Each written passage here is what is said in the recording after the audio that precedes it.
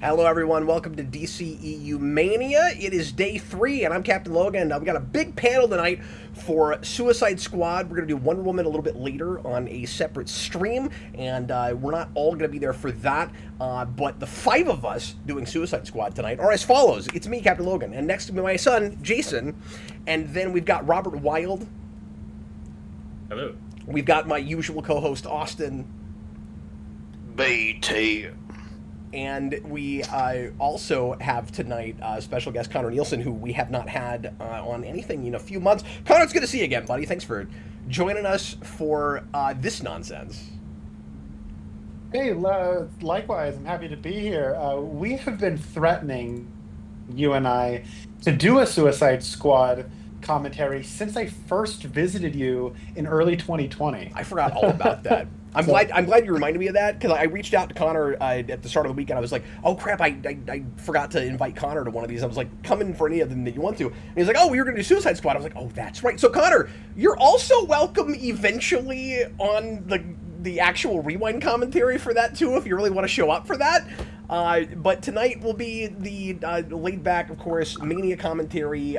Most of us have not prepared for this, but Konnor, because he's an overachiever, watched the movie and took notes for this.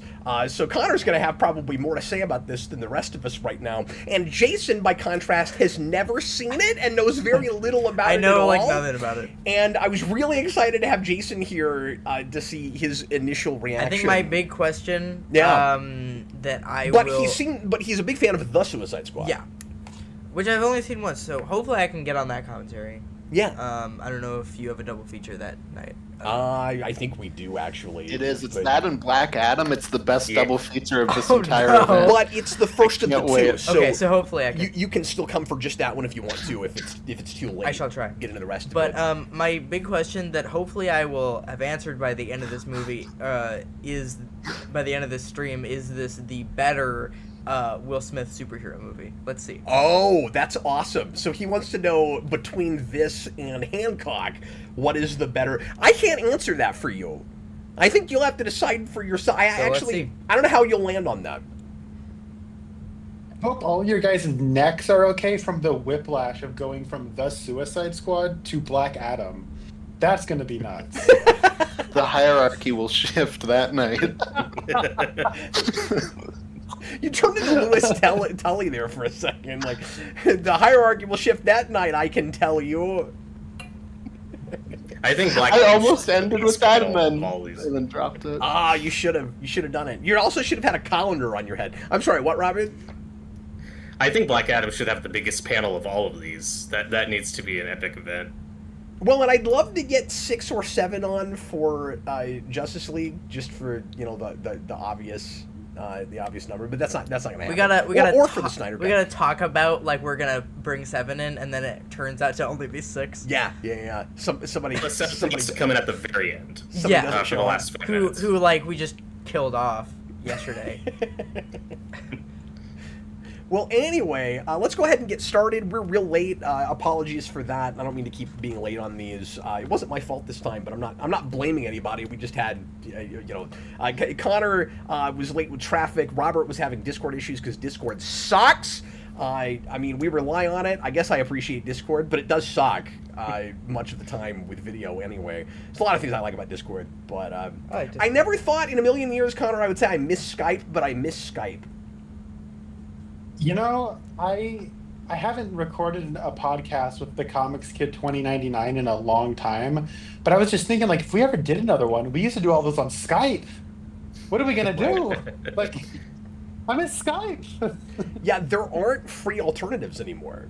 Like, the big thing that ruined everything, obviously, is COVID, and that's one of the things that COVID ruined. Is once you got into the what the hell is that called? Zoom? Yeah. Guys, see, I've never used Zoom. To this day, I've never used it. That's insane. Yeah.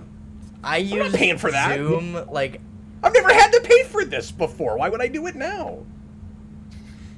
Yeah, video chatting services and the 24-hour service industry just still killed. We still haven't gotten 24-hour diners back. Oh yeah, there's not Mad 24 hour about that. anything, and like Walgreens isn't open all night anymore, and Walmart closes earlier than it 24 ever hour used to, fitness and isn't even open for 24 hours. Yeah. Why do they call it 24 hour yeah, they fitness should be called anymore? like I don't know. 16-hour fitness now. No, it's ridiculous. Yeah. Well, anyway, Konnor gave us a bonus rant. You got even more than you bargained for this evening. So let me do another quick plug for Patreon in case this is the first of these this week that you've been on. We are letting patrons at just the $2 tier I almost said all week long, I guess all stream series long, this week and next week, put in answers to interesting questions about these movies. There's 3 questions. We will read your answers to all of them and see what the consensus is for people's favorite scenes and the thing that surprised them the most about the movie, and whatever that third thing was. What was the other thing, Austin? It's favorite scene. You can also ask a question. It's favorite scene, thing you would change. Thing you would and change. That's biggest the other surprise. thing. That's the other thing. Yes. Thanks very much. Anyway, so go to Patreon if you're interested in doing that, and we've got a bunch of those to read again tonight. Austin's going to help me with that. I'll read the ones on the Patreon side. He'll do the Discord ones, and without further ado, let's go ahead and get into it. Jason, nothing can prepare you for this experience. Okay. I don't think I can overstate how weird this is going to be for you. Yeah, I have no clue. Particularly, you know what? I'm not even going to say that. Okay. It feels weird seeing Suicide Squad because I know that it's a completely different movie, but I'm just used to seeing the in front of it. It's like, where's my article adjective? Article. Is it Yeah, that's an article Yeah. adjective, yeah. The Suicide Squad. Anyway, so Suicide... Oh, by the way, I'm holding the extended cut, but we're actually just going to watch the theatrical tonight. It turns out that the extended cut is streaming on Max, but some of these guys were already set up for the theatrical. The extended cut is not that extended. There are a couple scenes that I think are marginally better in the extended cut, particularly the bar scene. There's a little bit more character work done in that scene, and we can mention that, but that's really it, I think. There's not a lot that makes a ton more sense or anything, I don't think. The big giant plot hole I have with this movie, the one I always love to make fun of, is not fixed in the extended cut at all. So anyway, we'll get into that. Is everybody ready to get started? I'm ready. I'm so ready. Oh, gave everybody time to get in here. All right, let's do it. Everybody! Thanks for being here. Let's finally start watching Suicide Squad. Everybody, please press play. Make sure at timestamp 0. Please press play right now.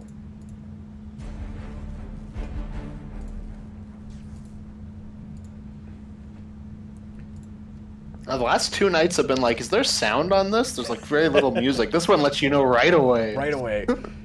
Yeah. Yeah. You know, one thing you can say for it, I guess, is that it's got a... I was going to say a particular look. It's got a color scheme, right? Like, they're real obsessed with the psychedelic colors in the logo. DC just came at me. That kind of comes from the marketing, though. Oh, yeah. I think they talked about this on Red Letter Media, how if you go from, like, the first trailer, where it's, like, dark and gritty and very Snydery, to the last trailer, it's just more and more color, like, layered on top of it, on the logos. They lost Well, and that even whole the first trailer was humor. over Bohemian Rhapsody, and the last one was Blitzkrieg Bop, where they're trying to make it look super fun. The second trailer was Bohemian Rhapsody. They lost that whole no humor mandate very quickly. Mm. So Konnor, you said you went back Yes. and looked at this. What was the most surprising thing about it for you, having probably not seen it in a decade? So I'm glad you mentioned that because, like, the thing about that this is sort of coming in at the beginning of is the era of extensive reshoots on giant blockbusters, and over we've this never time, gotten away I think like studios have gotten better at kind of incorporating that, but also when you look at it, like, I think I've become so much more attuned to noticing the traits of it, and watching it this time, it was like crazy to see like details that are just like artifacts of what the original version of this movie, I guess, was at one point. And I think the most emblematic is in Deadshot, where in his opening scene, he's saying something like, I'm gonna come down on you like the Holy Ghost. And on his costume, along the collar, it says, I am the way, the light. Like, so there, and he has like a crucifix, like at one point that he's wearing when he's with his daughter. Like, they're trying to do something with like God and like the King of Kings. And like, there's a lot of talk about kings and being the queen and like this stuff and like gods and the devil. Like, Harley Quinn says, are you the devil to El Diablo. Amanda Waller at one point, and it's like, oh man, well, yeah. But I was going to say none of there's the a lot of story in the finished project is about that. I was Like, going to say at there's a all. lot of Like, there's a lot of religious stuff with El Diablo that you can see would have worked into all of that. yeah, famously, she was his queen, and God forbid anyone who dare disrespect the queen. Yeah, yeah. But like, there's like none of that is like the story of this movie isn't about that at all. But it's like when you put that much stuff in your screenplay, typically the story's about that. And that was just something I noticed on this is like how much of that is in the like dialogue and in like the character design and costume design, and it's just not in the movie. Well, you can also tell how gutted Rick Flag and June's relationship is, where it's like you're 1000% sure there are scenes with them that we are not seeing in this cut. Well, he just shows up and they're like, oh, by the way, he's here and he likes her. Oh, that's all you got to know. Anyways, moving on. Well, and I think it was like pretty late in the game, too, that they changed the villain, because it was supposed to be Steppenwolf.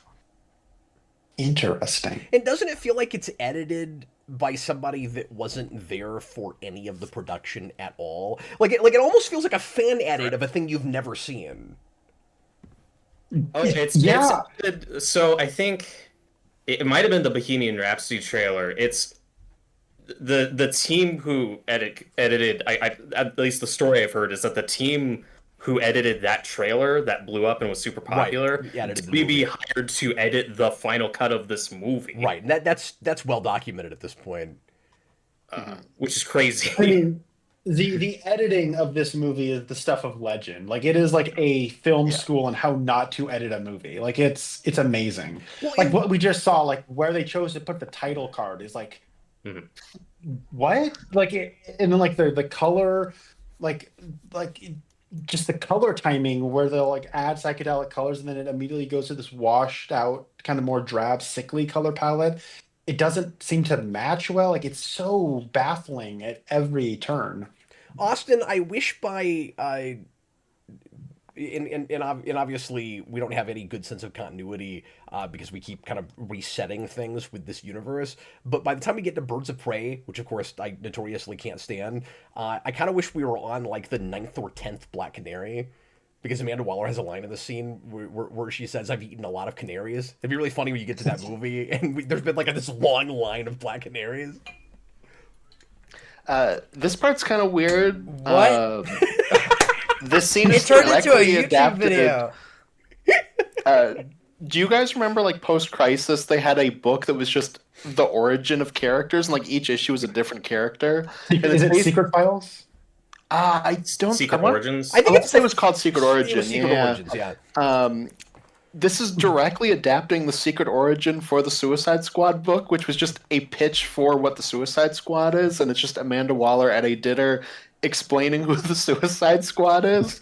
And it's really strange when you have this, and then obviously in like 20 minutes we're going to reintroduce all of these characters. And that's the thing you do for a trailer, not for a movie. Like it reminds me of that thing with Guardians, where you have Serafinowicz's character like naming down the Guardians, but it's like a real short scene in that movie, and it's not to like set up all the characters, but it doesn't feel like trailer fodder, but it was an easy thing to give us those characters in the trailer. Like, it was kind of an economical way to make that trailer happen. This did it backwards.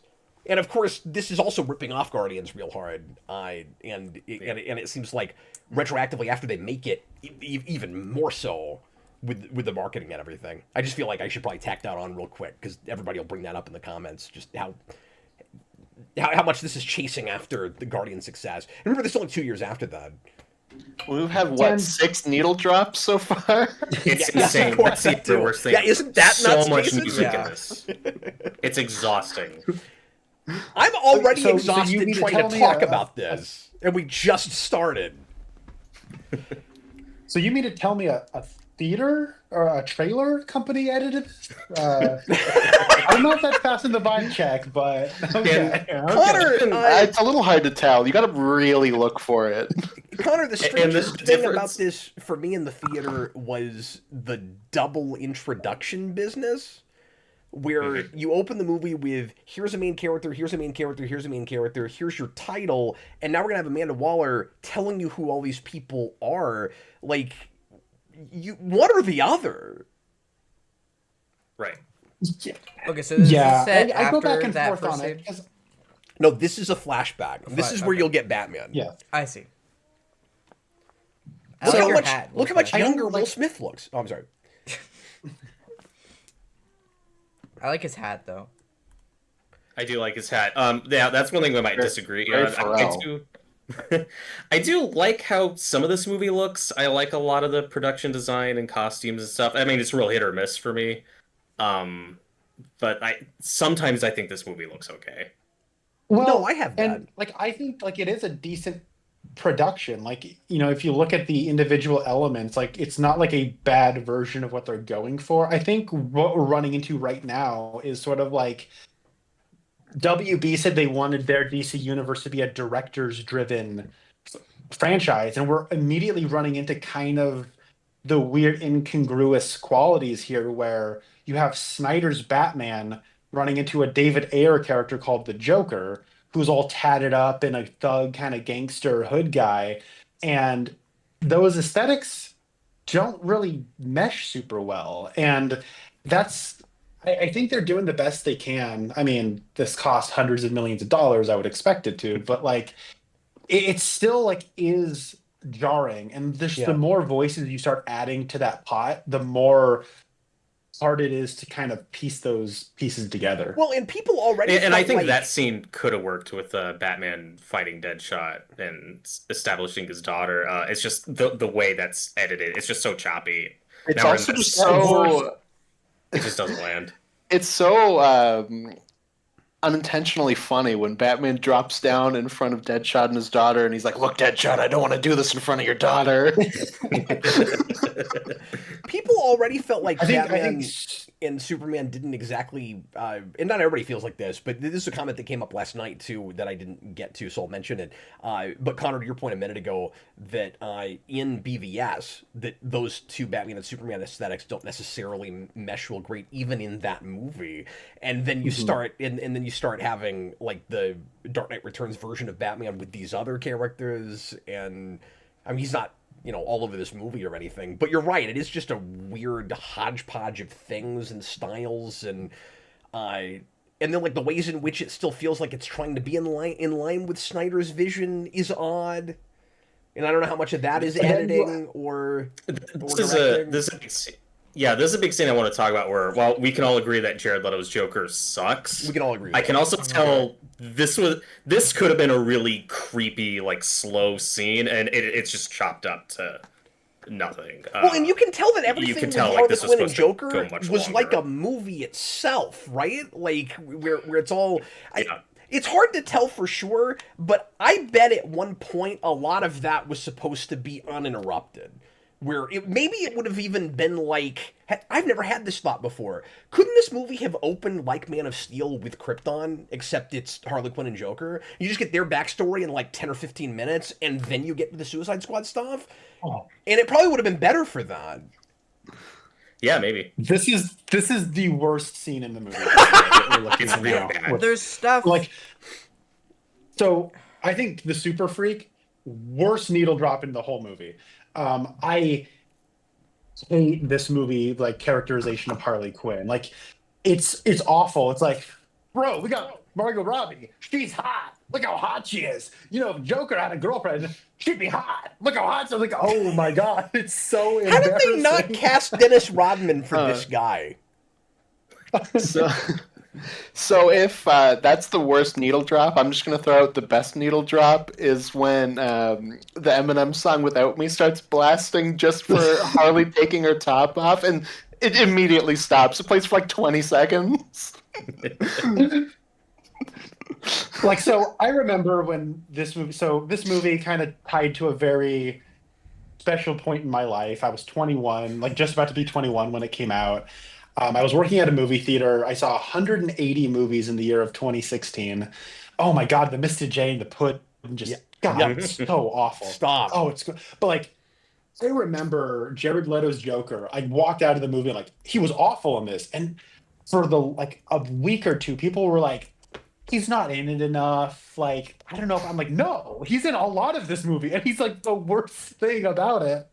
And he's also Yeah. completely pointless. By the way. And there's a Oh, sorry, what's that? he's also completely pointless, and there's a really obvious role for him that they just completely miss and don't do, which I guess I'm glad, because if he was integral in this story, it would be even worse, because Leto was so awful. But yeah, like my big thing was always, how do we not just have him get his hands on the phone that could kill them, and then let him manipulate the Suicide Squad into doing what he wants them to do? That's the obvious thing to do with him. You make him the villain of the movie, and they didn't do that. It's totally pointless that he's here. Okay. Leto's also doing a bad like Jim Carrey impression. I don't know what you. he's doing. I never had that thought until our buddy Noah on Discord was like, he's just doing Jim Carrey, and now that's all I can hear when I hear him speak. Okay, so this is Wait, so far this is really like, weird. that's a Jim because- Carrey bit. That's a Jim Carrey bit, exactly. Yeah, you don't want no beef. I can hear him doing it. Let's hear from Jason So first. I far, don't this is sanction really the weird funerary. because they're very much trying to establish a tone here that is, I don't know, it's a mix of very mature and very colorful at the same time, which I think you could blend well. And I have yet to see if this does it well, but It doesn't. Well, it it's seems like weird. I think look cool. It's You know, you weird can tell they when- shot that for real. This is my favorite scene also in the funny. film when Batman punches a woman underwater. It's great. In the theater, I couldn't get my mind around that, Austin. I couldn't believe what I was seeing. He just sucker punches her right in the nose. It's so just go funny. For- I also still remember because they filmed all this in Toronto, and I still remember when they had them driving around like Toronto streets. I thought that was kind of cool. Yeah, there were. a They lot couldn't of want you to make out photos. with Batman because she's hot. She's crazy. Guys, No, let me- no, This another looks one. like a Oh, it's gonna keep going. Japanese. This introduction takes half an hour. oh my So, gosh. so let me Yeah. read these super chats real quick, and then here in a little bit, Austin, we should get our comments started. Checkers, the inventor, $10 super chat. The extended cut fixes everything. I'm detecting sarcasm. It's Checkers. I will not take any of your criticisms seriously. No, he wrote, I will not take any of you criticisms seriously. We're all criticisms. And Why don't are you take in this us movie? seriously.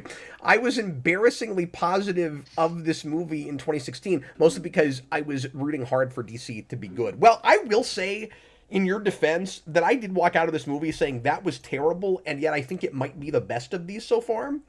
Just because it seemed more coherent than BVS. And it was always really hard for me not to just compare this to the last thing I saw. And, like, the structure was awful, but I understood what happened for the most part. So It this is not held up on rewatches. So this is the first appearance of Flash for like 2 seconds. Yeah. No, he's in BBS. Well, He's Oh a- yeah, he is in he's- BVS. No, of course. Yeah. Oh yeah. So, oh yeah. Oh um, yeah. to Checkers the Inventor's point, this was actually the movie in 2016 I was the most interested in. It was like my most anticipated movie of that year, because I always thought that the Suicide Squad was a great concept for like a movie, and I was kind of surprised we didn't do it yet. And I mean, it's literally just the Dirty Dozen, but with superpowered like villain types. And like I thought that based on like getting David Ayer, I was kind of hit and miss on his filmography before this, but it seemed like he was going for a sort of Robert Rodriguez kind of trashy, fun, grindhouse style Suicide Squad movie, and I thought that was a great like idea of like, yeah, if you're gonna do it, maybe do that. Going to see this, I was on vacation with my family, and I left early one evening to go see this movie. And I walked out. I'm like, what am I doing? Like, I'm all by myself while I'm on Still vacation with my exposition. family, and I watched this. Like, Still oh my exposition. god! Like, what? Yeah. What am I doing? That was the year I saw 180 new release movies in theaters, and I was like, why am I wasting so much time watching like crappy movies? Like oh, like I had like this movie is kind of linked to like a change in my character because of how bad it was. Well, and I Yeah. thought it had potential Dr. too. June Moon is so stupid that she's an archaeologist who sees an artifact and goes, huh, breaks it. Konnor, ironically, all three of the initial DCU movies I thought had pretty good advertising, and I was excited about seeing them. And then Man of Steel, of course, I loved initially and has been worse on repeat viewings. And then BVS and Suicide Squad were massive disappointments for me. And so I had no faith at all in Wonder Woman. And then, and I mean, Me neither. I know Austin hates that movie, but then I went into Wonder Woman and actually really liked it. And so that was really weird because like I had no faith in any of these, and then finally I saw one that I thought was at least kind of competent, and it made me feel something somewhere.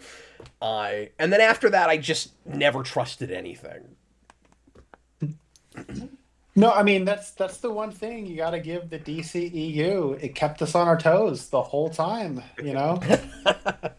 I was talking to Austin about this yesterday. I was very hyped for this movie at the time. I loved the casting when we heard following the development of this thing. And going into 2016, I remember thinking, okay, worst case scenario, BVS is disappointing, but I'm sure Suicide Squad will be good. That's what I thought. And it partially because I trusted Ayer, because this wasn't a Snyder movie. And boy, was I wrong.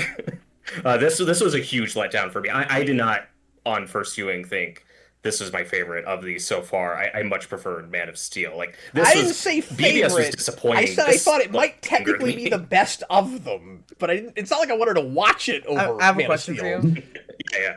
I also don't think at this point it is better than Man of Steel. I would not say that now. I have a question I shouldn't have even admitted to that on camera. I have a question for Yeah, everyone. Yeah, Is any of this important? not real. Well, some of it will pertain to the actual plot of the movie when we get to that. Because there's some stuff about the main bad guy in here that I guess you need, but So Jason, if you missed like the last 15, 20 minutes where they were explaining what the Suicide Squad is, don't worry. Right now we're watching a scene where they're explaining what the Suicide Squad Oh. is to the Pentagon now. So And Oh, we'll it's introduce a all those cycle. characters It's a again cycle. in the next 20 minutes. what if the next Superman was a terrorist? Well, if you just live long enough, he will be, according to according to the Nightmare Batman sequence. you see, this movie was ahead of its time. It's really second screen friendly because it explains the same stuff over and over and over again. Exactly, Well, yeah. Austin, looking at this Yeah. again, I'm feeling like we're looking at recaps of an entire season of television we haven't seen. Yeah, pretty much. Okay, guys, I'm gonna laugh hysterically. Coming up, it's the funniest part of this movie. But anyway, that's why I'm gonna be laughing. Oh no, sure. You got it. He's like, I'm about to mute my mic for 5 minutes. Who's that guy on the screen behind her? We didn't meet him yet. Who's that guy? Oh, that's our boy Slipknot. He's very important. Gee, I wonder Okay. who's going to die. I wonder how the band Slipknot felt about that. And we just got the only cool shot of the movie. This is a cool shot. Jay Forever King down on a super chat. I think the air cut would still suck.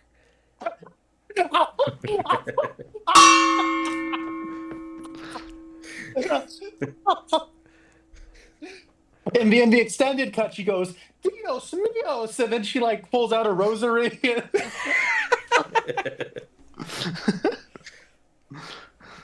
Oh my god, it's so embarrassing. Sorry, continue.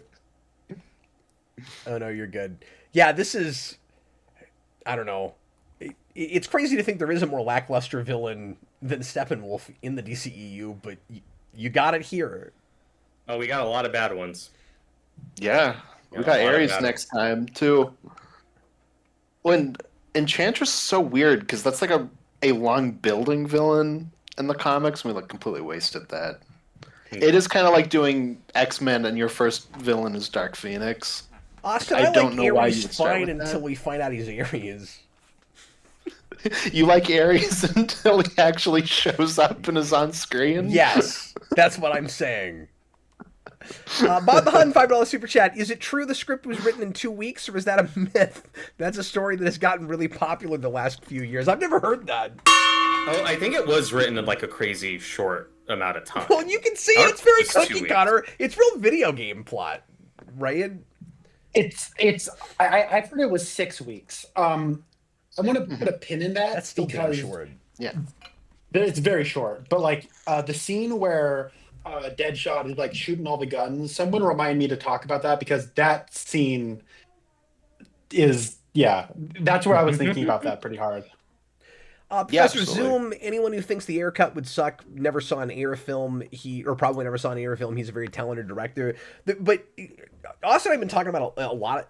He's hit or miss. In the I haven't seen enough of his movies, but a theme that has already started to form in our series here is studio interference, and it's hard to tell what that winds up in this movie is mandated stuff that no director would likely do great things with, or that he unfortunately just didn't want to do and was stuck with, etc. So even if you think he's a really good director, the verdict is real out on that unless we ever saw it. But with what's here, and I don't know just how much extra there is, but I really don't believe this is exactly a Snyder Cut kind of situation. I've never bought into that. I think it's probably a lot of the same footage. There's maybe a few other things, and it's a lot more about just how it's organized before it's anything, and what soundtrack you put under it, and that kind of thing. So like it totally would It's have just been already very not a different. Suicide Squad premise, like just straight up. Yeah, Austin, and I agree with this. Austin has always said that this movie is like broken from the start, just with the premise, which is totally fair. I personally would like to see the Air cut. I would watch a proper director's cut of this. I don't think there's a great movie in here, but there's definitely a better movie I'm not saying that I'm I'd not be interested in curious, seeing. but I think especially Snyder Cut people that think that they would get like a completely different movie like with Snyder Cut would be very disappointed in whatever that is. Yeah. Austin, When I'm also of the mindset that I don't get enough of a different movie in the Snyder Cut. Like it is still beat for beat the same. It's just a different tone. Yeah, and I don't have that. and I don't have that either. It's still different. I mean, it's It's also different enough just for us an to ad. do both cuts. Austin, could you break down just real briefly for people that don't know Suicide Squad really, why you don't feel like this is a good premise for that property? Well, the premise of this, I almost said the Snyder Cut of the Snut. No, the premise of Suicide Squad is We're gonna the trademark it. government We're gonna uses slap it on criminals to clean T-shirts, up and we're their gonna sell it. We're gonna sell it. It's not. the premise of the Suicide Squad is that the government is using criminals to clean up their like shady dealings and black ops operations. Not, oh, Superman could be evil, so we need a super team, which is what this ends up being. It's much closer in line to Thunderbolts, which is what I said when we did that review. So like that's the big thing to me. Like it's not even the same premise at the end of the day. But Austin, you're right, but I would argue that Ayer's and who wrote this, by the way? Because I don't actually know. David that.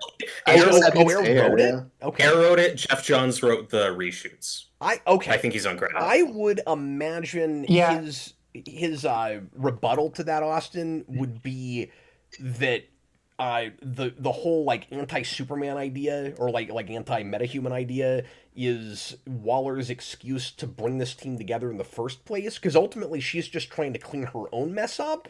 And so in that way it is sort of like the comic book premise, but she's got this like ulterior like excuse for it. Well, one of the main things I don't like because the about big this plot movie twist is that it is just like she just needs them to come rescue her. Yeah, and I don't want the Suicide Squad on U.S. soil. Like, what's fun about them is we drop them off into foreign places, and then they go do stuff. Konnor, this is the scene you wanted to talk about. Yeah. So actually, Ayer starts off as a screenwriter and then transitions into directing. So that's kind of where he. But like, So when I hear that this movie was written in like 6 weeks, that's what I had always heard. Mhm. I believe it. And I think the kind of tell is in scenes like this. And I've been able, like, I was picking up on it when I was rewatching it because I hadn't seen it since it was in theaters. When it was playing in theaters, I hadn't written any screenplays yet. But I've been in this situation a lot where you're sitting at your computer and you're writing a scene, and it's like, okay, I need this scene to function in this screenplay where we need Deadshot to show what he is capable of so that they can recruit We him. get But it. He's a also, we're in good a maximum shot. security prison, and also, like, we have, like, he has all the incentive in the world to want to kill Ike Barinholtz. And so it's like, you need to spend, like, you need to just kill a bunch of time having people, like, just sort of banter and sort of like explain why he's not going to shoot them, but he is going to play ball, but we can't be. And like, it's just kind of shoe leather where you're just kind of like moving the goalpost just to like, you're needlessly extending a scene to justify why characters are doing what they're doing in the scene. And that was, I feel like, a tell of like, if you had more time with the screenplay, you could probably figure out a way to kind of expedite that. So. Mhm. Anyways, there's that. That was just something I picked up on. Also, Yeah, absolutely. this movie forgets that Rick Flag is spelled with two G's. That's something that I think is very funny. That's hilarious. No, and this doesn't understand Rick Flag at all, in that he's the good guy strapped with these terrible people. He's just an asshole in this movie. Yeah, I don't like Flag. I don't like the way he's written at all in this. At least in the version we have to look at. But retroactively, after seeing Gunn's Suicide Squad, though, I think it does, at least for me, make me appreciate more what Joel Kinnaman's doing with this performance. Like, because of that film, I inherently like him a little more revisiting this. That's just me, though. Yeah, Also, but fair enough. I do think it's interesting, or it's important to note, because I knew next to nothing about Suicide Squad besides the basic premise going into this, because that's not an idea that's ever really resonated with me, and I've never bothered to just seek those comics out really. I've read a little bit since then, but not very much. But I think it's important to note from a non-fan's perspective of this material that, I mean, the movie still sucks, even if you don't know what Suicide Squad is, and that it's not the proper premise, and that even if they went against Austin, what the initial premise is supposed to be, there's still a better movie in that than what they made. Mm-hmm. Yeah. Well, I always thought Suicide Squad was cool. Like the He drew a Task Force smile on his face. Isn't that episode in hilarious? That's Justice really League funny. Unlimited. Aren't It's a you great laughing one. your face off? I'm sorry, Robert. I was talking over you. Joker is in the John Wick 2 poster. Yeah, He I is. was about to say. Yeah. So bad, God, jeez. He's awful. Yeah, he's. I think besides the editing, I think he's the worst part of this movie. And one thing I want to talk about with Leto that's easy to forget is, he's like one of the most ragdolled actors now, and rightly so. But at the time when he was cast, everyone was on board, or at least open to it. I was excited. Like, he just won an Oscar. I thought he was the right age. I thought he had the right look. Even with the I stupid thought, tattoos, we people could- weren't that worried. Yeah, like, it wasn't until the on-set shenanigans we started hearing about when we started seeing those red flags, and of course the infamous method photo acting. where we saw the tattoos. That was a big red flag. Are you aware of all with the what they were doing? Jason? Do We you need know a rule that about for all that Batman stuff? castings, But, if you're like, ooh, that doesn't sound good, it's going to be great. But if you're like, oh man, that sounds amazing, it's probably a red flag. That should be the. Yeah. Is the it a red rule moving flag forward. with one G or two G's? Either or, both really. But Jason, did you know about the method acting nonsense with Jared Leto? That Yes. he was like sending rats to the other actors and like the mail and I crap? did know that, yeah. Oh, God. Well, because he did that with Look like at it. Just stop it. Well, and in the serious movie, you have Jared Leto purring at one of the Mad TV actors. No, for me, this is like a Johnny Depp, Willy Wonka situation. Oh my where gosh, it's it just is. like, oh god, that was so bad. What happened? When they were writing High so well just before that. Like Jared Leto has such a terrible reputation now, but it's easy to forget, like, he did it Yeah. 10 years ago. At least in terms of acting. Well, and the street level, like gangbanger Joker could have worked. I mean, that's an angle there's we've not clearly- done yet. Like that would. There's would clearly be a lot of inspiration from Azzarello's Joker. Yeah, that's Yeah. true too. Captain Coon, $5 super chat. You could shave 10 minutes off the opening by starting the movie with the Pentagon meeting and having the character intros here, just not edited badly. Do you guys think that it even needs the character intros, or should we just learn about them as we meet them? Yes, and I think that was the original plan because Harley gets a flashback like way late. That was clearly I'll try to bring it up when we get to it, but like there's a scene where they're in a street and like she looks at a motorcycle on the ground and that triggers a very specific memory. So the way it's shot that was always intended as a flashback. And then I guess El Diablo is like the other one where we get his backstory way late. But it really feels like that was originally the plan, was for it to be more spread out and not so much up front. I really didn't need the graphics. Yeah, it's just a mess. So. Yeah. I mean, I think Waller having a dossier and telling us about at least like a couple of the most important ones, but we don't have to go through all of them. And it's not like We're not even done yet. And also, the Suicide Squad doesn't do that, and it has several characters to juggle, all of whom get a lot more full-on character arcs than this. And is it fair to compare them? I mean, not really, but I know everything I need to know about. That proves that it can be One done. wasn't written in 6 weeks. Yeah. I know everything I need to know about Michael Rooker's Savant and what makes that guy tick, and what he's about, and he's on screen for like 2 minutes.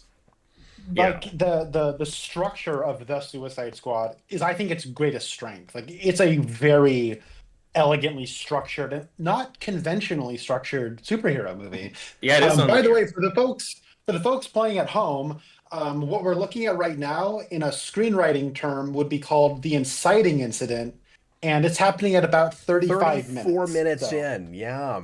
You're right. Yeah, I honestly needed to know what was going on because Well, you see, humans worship machines, so she's gonna build a machine and destroy them all. And if we were playing a video game, I would give you a turn and hand you the controller. Yeah. But it actually isn't a video. Yeah. I know. it's like press X to skip. We have we just finished that cutscene, and it feels like Yeah. we should now be fighting some dudes. But we have a $2 super chat from Dan Schneider. Why is Harley hot? Too distracting and confusing. wait, you need be fair, Harley Quinn to be less hot. That was just like we were steeped to that era when this movie's made. To be fair, that's not all. It's very New Did 52. you jump ahead, New Jason? 52. Oh, thank you. That's Thank you. Arkham Asylum. Arkham Asylum is when we get like the hot skimpy outfit Yes. Harley, and that sticks for a while. That sticks, yeah. Mm-hmm. And to be this movie didn't invent hot Harley Quinn. We need It's always Constantine. perplexed me that was something people want, but okay.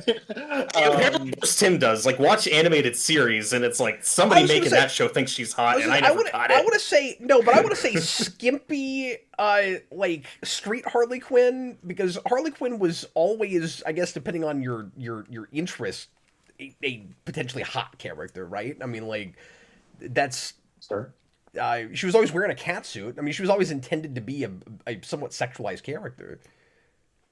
You can't say Maybe she's it's 'cause, not. like, when I was watching it, Something. no, you're not wrong. And like, actually, when I was reading Invincible, it was the first time I What? read comics in a little while, and I was like kind of thinking about how like, oh, there is like a weird psychosexual element to like the costumes of superheroes that I never really thought about. So that is there. You're right. When I was a kid and I was watching Batman, like it never even crossed my mind that there was something kind of sexual about like what her outfit might be. There's just a but great it's- you're undercurrent right, it's where there. if you're a little kid, you're not going to pick up on that. But there's so much Right. like sexual tension and innuendo between her and the Joker, with her flaunting herself and him having no interest at all. I'm like, that's always been there.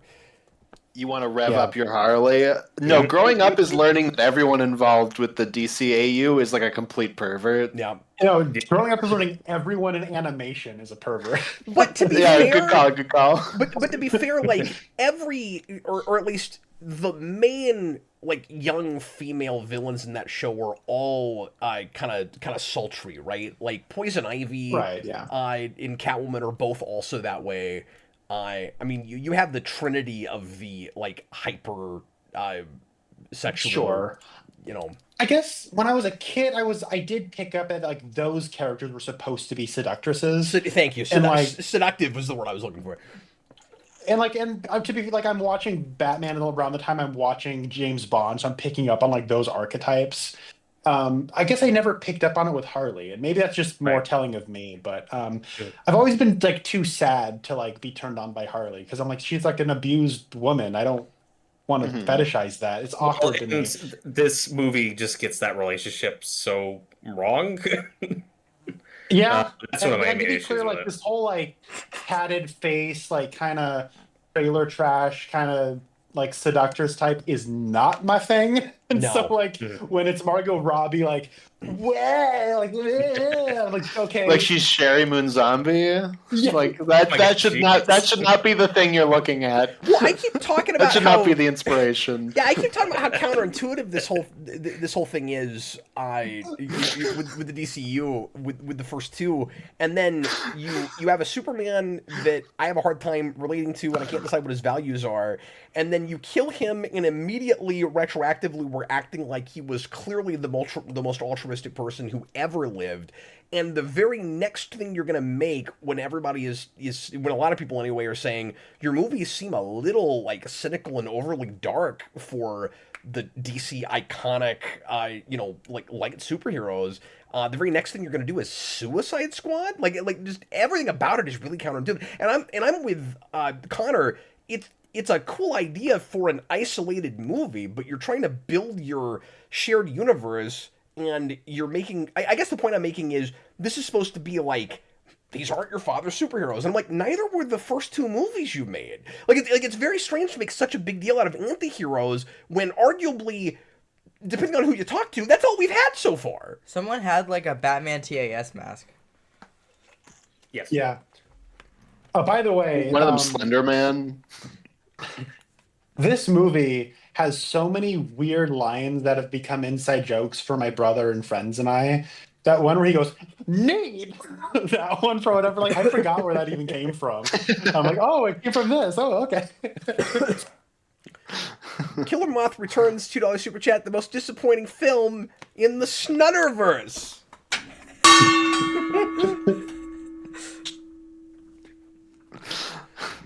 We're gonna make T-shirts, guys. We're gonna make Snutterverse T-shirts. Release the snut. Chewbacca's love for $5 super chat. The guy Joker is talking to is supposed to be Johnny Frost from the Brian Azzarello graphic novel. Yeah, that guy who talks to him for 5 seconds.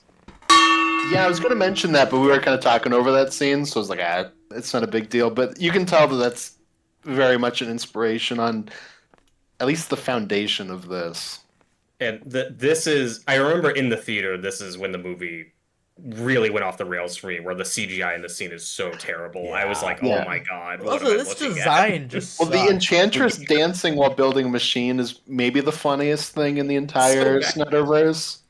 Speaking of weird seductresses, Yeah. I don't even know what we're doing with that.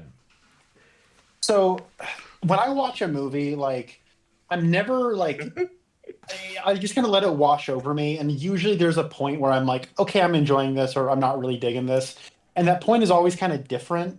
I was just kind of this indifferent, cold spectator of this movie. I was wanting to like it, but when the movie starts, it starts, and it wasn't until very close to the end where like a bolt of lightning chops an aircraft carrier in half, where I was like, oh, this sucks, and like just retroactively. Everything was like realizing what's not falling into place. I'm like, I do not like this. We got a sky I beam. knew I wasn't like We got another sky beam. Hey, yeah, there we go. Dave S. Patrick, Will Smith as Deadshot. That is true. Checkers, $5 super chat. Konnor is slowly realizing this is the most influential movie of his life. Tough break. Look, growing up is realizing life is tough breaks. Okay, so I love this being the movie that breaks You your don't get You're like just a choose what sucker for happens. pain, Connor. What can we say? I You love know how what? this is the movie Heathens that made came him on the go. radio the other day, and I was like, I think 180 movies is "Kinda too many nostalgic." movies. You guys, the movie still hasn't really started yet. Yeah, I don't It's know. just No. This is basically where the gun movie starts. yeah. That's the thing I don't like. They're about still this, in is that, prison. We're the 42 minutes the mission in, You're watching the suicide. and it's not a Snyder movie where it's going to be 3 hours. I mean, thank God, but sorry, Captain Connor, go ahead. Boomerang is gonna get one of the funniest bits in the movie, though. Gee, I That's wonder who's true. going to die. Hey, look, it's Scott Eastwood. He plays Yep. Colonel Flag in this movie. I know about that joke.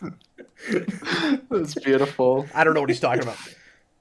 So there's a review that came out around the time the Suicide Squad came out, and the guy reviewing it said, "This Joel Kinnaman guy sucks. He has none of the charisma that Scott Eastwood had in the first Suicide Squad movie." It's like, And Scott Eastwood's just some soldier in this movie. Okay, that's Like he's Joel basically Kinnaman an extra. so he didn't understand that it's the it's like same it's actor. the same actor in both. That's Yeah, awesome. it's the same actor. Yeah, he didn't realize it was the same actor. Well, gentlemen, I think based on that, There's our boy Slipknot. I think based on that, we Yeah. can Punches say, a woman. gee, I wonder who's going to die. I think based on that, we can all agree that sometimes it is true that sometimes jokes are funnier when you explain them. Yeah, it's Because now I know what you're Oh, there talking he is about, again. and that is freaking It's- hilarious. Oh, and It's he has a Rick Flag, tattoo. over He has a there. tattoo because everyone has a tattoo in this movie. And you know, I am the pot calling the kettle at this point, but man, when this came out, I was like, what is with all the tattoos? And of course, now I'm tatted up, but like, it's so off-putting. Just everybody's got tattoos. So Why? much. Why? Is there one One person in BVS with a tattoo? It's like tattoos you missed mean Batman tramp bad stamp people. in BVS. Yeah, it's in that scene we see Affleck's ass. He's got a Yeah. Superman tattoo with like a line through it.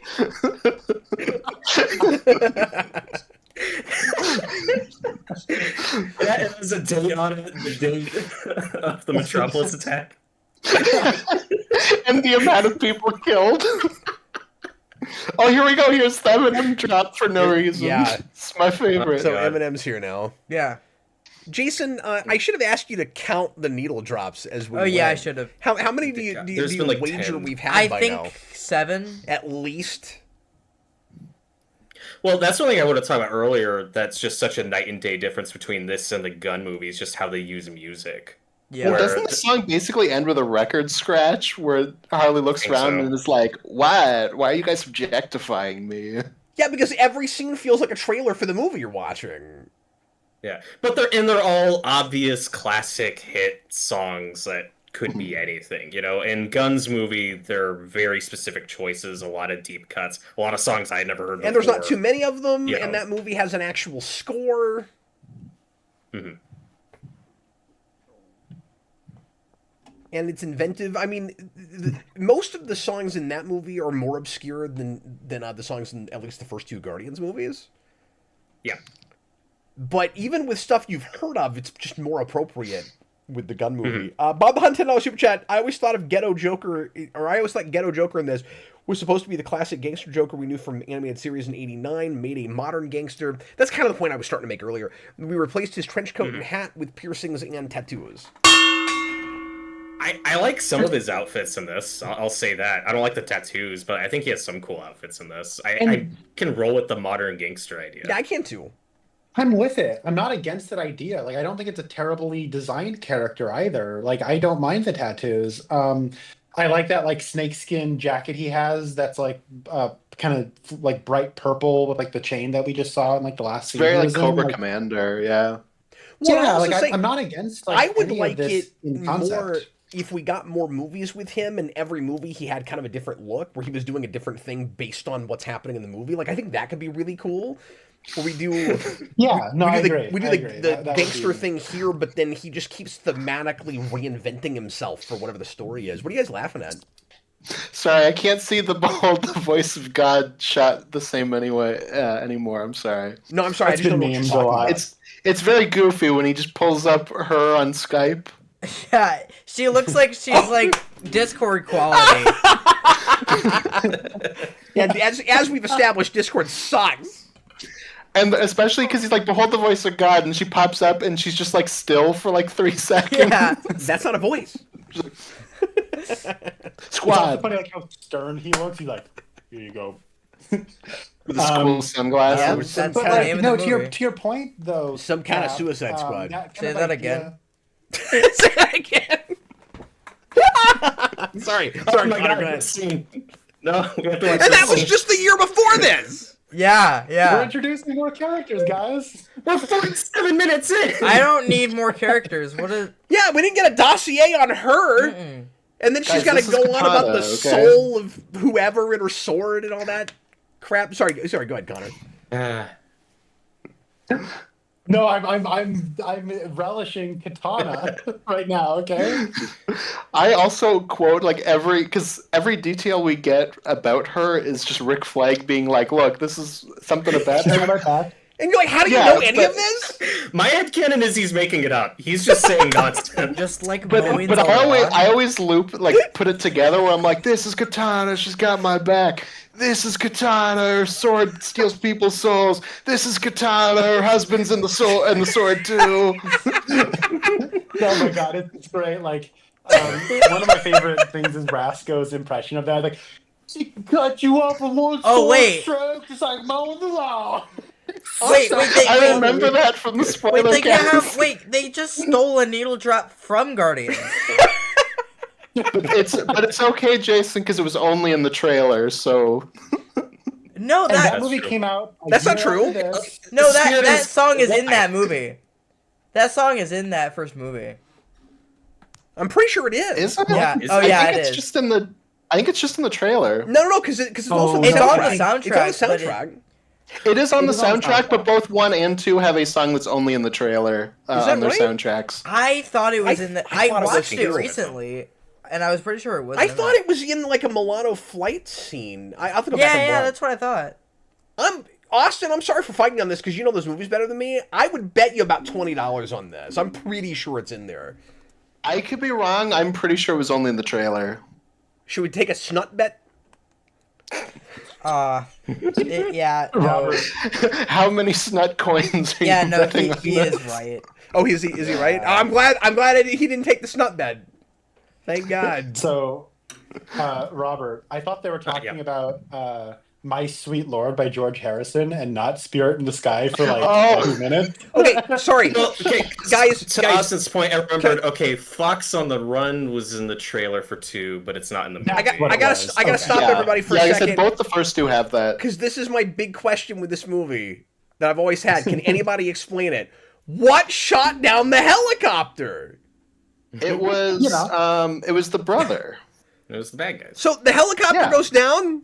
It was then a bad editing. And then they're gonna fight some kind of zombie guys, and we have no idea What what are shot we, them down. some kind of zombie guys? Well, I think when the sky beam goes up, the brother's like tentacle is flying around hitting helicopters. So I think it's supposed to be that. No, it's not No, because you it was. see like it was like bullets. a tracer bullet. Yeah, you see like a tracer Oh, bullet. No, okay. there I were just wasn't. I clearly was looking at you bullets guys when it happened, bouncing so I was just off, like and you going can off hear memory. the Okay. pings, and we don't see anything that's. And then everybody just gets out. Nobody asks questions about it. They're just like, "Oh, we crash landed." So when the extended cut came out, I was like, "Surely they cut a scene out that they're gonna put back in that's But gonna it's the show same. us what it's the same." So Austin. Oh, guys, let's have a moment of silence for what's about to. Oh, never mind. So Austin. Does that in- not It's the bother 2 anybody best else? characters in this film. It's their moment. That's that like Power Rangers 2017 thing where it's like, how did you guys get back to your house after the train incident? Like, we're not going to talk about this? Okay. So Austin, is that Space Hog song actually in Guardians 3? Because I know Yes. that was Yes, the it is. trailer Mhm. song. But, I mean, don't Yeah, take my word 'cause, for I it. assumed that one of the trailer songs for 3 wouldn't be in the movie, just based on like the first 2, but it didn't have that. Okay, great. Bullets, Cap. Bullet shot down the helicopter. Cinematographic. What shot down the helicopters? The ice Wakandans. No. There he goes. Oh, He can climb anything. God. My boy. He was too young. So the whole thing with Slipknot, Jason, My son. is he wasn't in any of the marketing, and so when he shows up, everyone knew he would die because there was no marketing with him. Oh, so it was the complete opposite of Thunderbolts. Yes, am I right about that? Isn't that what the whole thing was? Well, no. Or, I mean, yes, we all knew he was gonna die. no, I'm just saying, wasn't I'm Slipknot sorry, like in none of the marketing? Oh, I think Slipknot was yeah. in all the marketing, but they had like 2 shots to work with, so it was like we just kept seeing those 2 shots. But I think he got a character poster too. He did. Yeah, he got It- Oh, never it mind, was never the mind. same thing we had. While up from Chewbacca's. Yeah, Can you I mean, find it and read it though? Yeah. But yeah, it was the I don't same know thing we what had shot with it's talking Taskmaster and Thunderbolts, where it's like, oh, she's in like one shot in all these trailers. She's so gonna die. Dan it was the- Schneider, $5 super chat regarding the stupid needle drop Austin was mocking. Is Harley supposed to be innocent and naive, or is she just purposely teasing and messing with them? Yes. We did just get my favorite line in the entire movie, which is "Stay evil, dollface." I will Stay say, gold, Pony Boy. I think her performance is legitimately good, and I like what little chemistry that we get with her and Deadshot. Me too. I don't know. It's unlikely. It's odd. I wish we explored it more because they have some interesting character parallel stuff that I outlined when I did a rewind on this. But I do like them together, and I like the couple of moments where she like really sobers up for a minute. And I wish that was more the direction the whole movie went in. I remember thinking her accent was a little inconsistent in this one, but it's been so long and I'm not hearing enough of it to really It is, pick up and then on when that. she really sobers up with Deadshot, I started wondering if she was putting on an act and that was intentional. Mhm. And so I don't know for sure. Like, I'm not sure if I even want to criticize the accent thing. That might have been a thing she was doing. Well, and she has a similar accent in Wolf of Wall Street, which is part of why we were all like, "Oh yeah, she'll be perfect as Harley. She could totally do the voice." And the she voice doesn't we got wasn't exactly what I was out expecting, and I think there. I've just settled into it at this point. Did you find that super chat? Yeah, I did. Okay, Jason, go ahead and read that real quick. All right, Chewbacca's Lover, $5 super chat. This is, I don't actually remember what scene this was, but the guy Joker is talking to is supposed to be Johnny Frost from the Brian. I already read that. Azzarello. Yeah, I read that. Oh, yeah, you guys read that? Yeah, we talked about that. Is that the one he's claiming I didn't read? Because I read that. Okay. Well, I thought you did. Tobin Belpon's $2 super chat. This movie sucks. Oh, And somebody thumbed it up. I'm gonna also thumbs up. That is correct. I'll give it another But yeah, thumbs up. if you do a search and just make sure there's not another one I missed. Yeah. Well, another thing with the... go ahead, Konnor, go ahead. I forgot. No, what were we gonna say? Oh, no, I was just going to say, like, another example of the Joker book thing is Killer Croc's just a black man in that book. And their take on Killer Croc is that he's like the monster croc, but they make him like stereotypically black. Yes. Yes. Where every single line he has, like to the point where I'm like, is this like racist? It's very cringy. I need to go Yeah, back and read that book again, Austin, because some of that's not sticking with me. But I remember liking Croc in that book. Okay. Mhm. Oh no, I'm talking about here, like how they portray him in this movie. No, I know that. But, I know that's what you're saying. I'm just saying that like. Yeah. I remember that working okay in that book, I think, but I'm not sure if I'm right because it's been too long since I've read it. No, and I like that choice for that book because it's like a more grounded universe. So he's not just straight up a Yeah. crocodile man. No, I'm not arguing with you. I'm just saying I forgot that's where that came from. And I'm Yeah. pretty sure that was okay, but I don't remember. Bob the Hunt, $5 super chat. Apparently, they really toned stuff down with Captain Boomerang. He was really originally supposed to be really misogynistic and perving on Harley and Katana. That makes sense. I mean, it does feel like some of that stuff's toned down. He also has a plushy unicorn that is set up and not really paid off. It's just there. It's like it gets one callback and then we never go back to it Yeah, again. he does seem kind of cut out of the movie a lot. Yeah, which is a shame because Jai Courtney is great in this movie. That again, I was very excited for this film for the casting, and this cracked the code on how to use Jai Courtney. Just let him be Yeah. Australian, and he's great. Because he sucked in Terminator Genesis, he sucked in Die Hard 5. We did not like him in things, and then Yeah, he's one of so the standouts here. Jai Courtney was a part of like that whole like I feel like after Russell Crowe, people like Yes.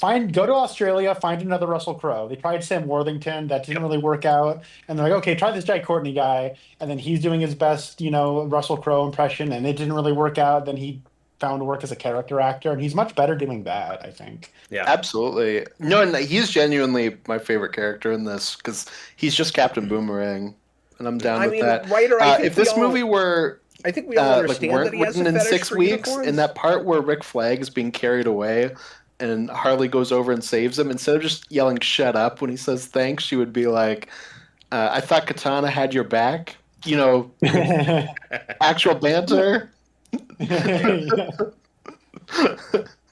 So one of the things I wanted to kind of highlight just about like what this movie is like a product is that it's one of those weird things where a lot of like professionals, don't like talking bad about movies that come out because it's like you're kind of insulting the work of like your colleagues or like people you might work with again. This is one of those things where I feel like it's this and the theatrical cut of Justice League. I imagine anybody attached to this movie could come out and smack talk it, or not even attached to it, just famous people could probably smack talk it and nobody would care because like I don't think anyone's like the directors disowned it, the regime that kind of fostered it into existence has kind of walked away from the movie industry in shame. Like Margot Robbie went on to play this character in better things, so I don't think she would mind if you like hated on the first Suicide. Like, Will Smith won an Oscar doing something else for Warner Brothers, so it's just sort of like it's just this awkward little like try hard attempt at trying to make something big and cool, and it was popular for about a week after it came out, but Yep. no one it seems likes it anymore, and Also, it's kind of interesting how this is aged. the weirdest thing It's about this funny. movie is how influential it was on the fashion world and nothing else. Because the look of this has weirdly stuck around with stuff. It still kind of shows up in like Hot Topic type things.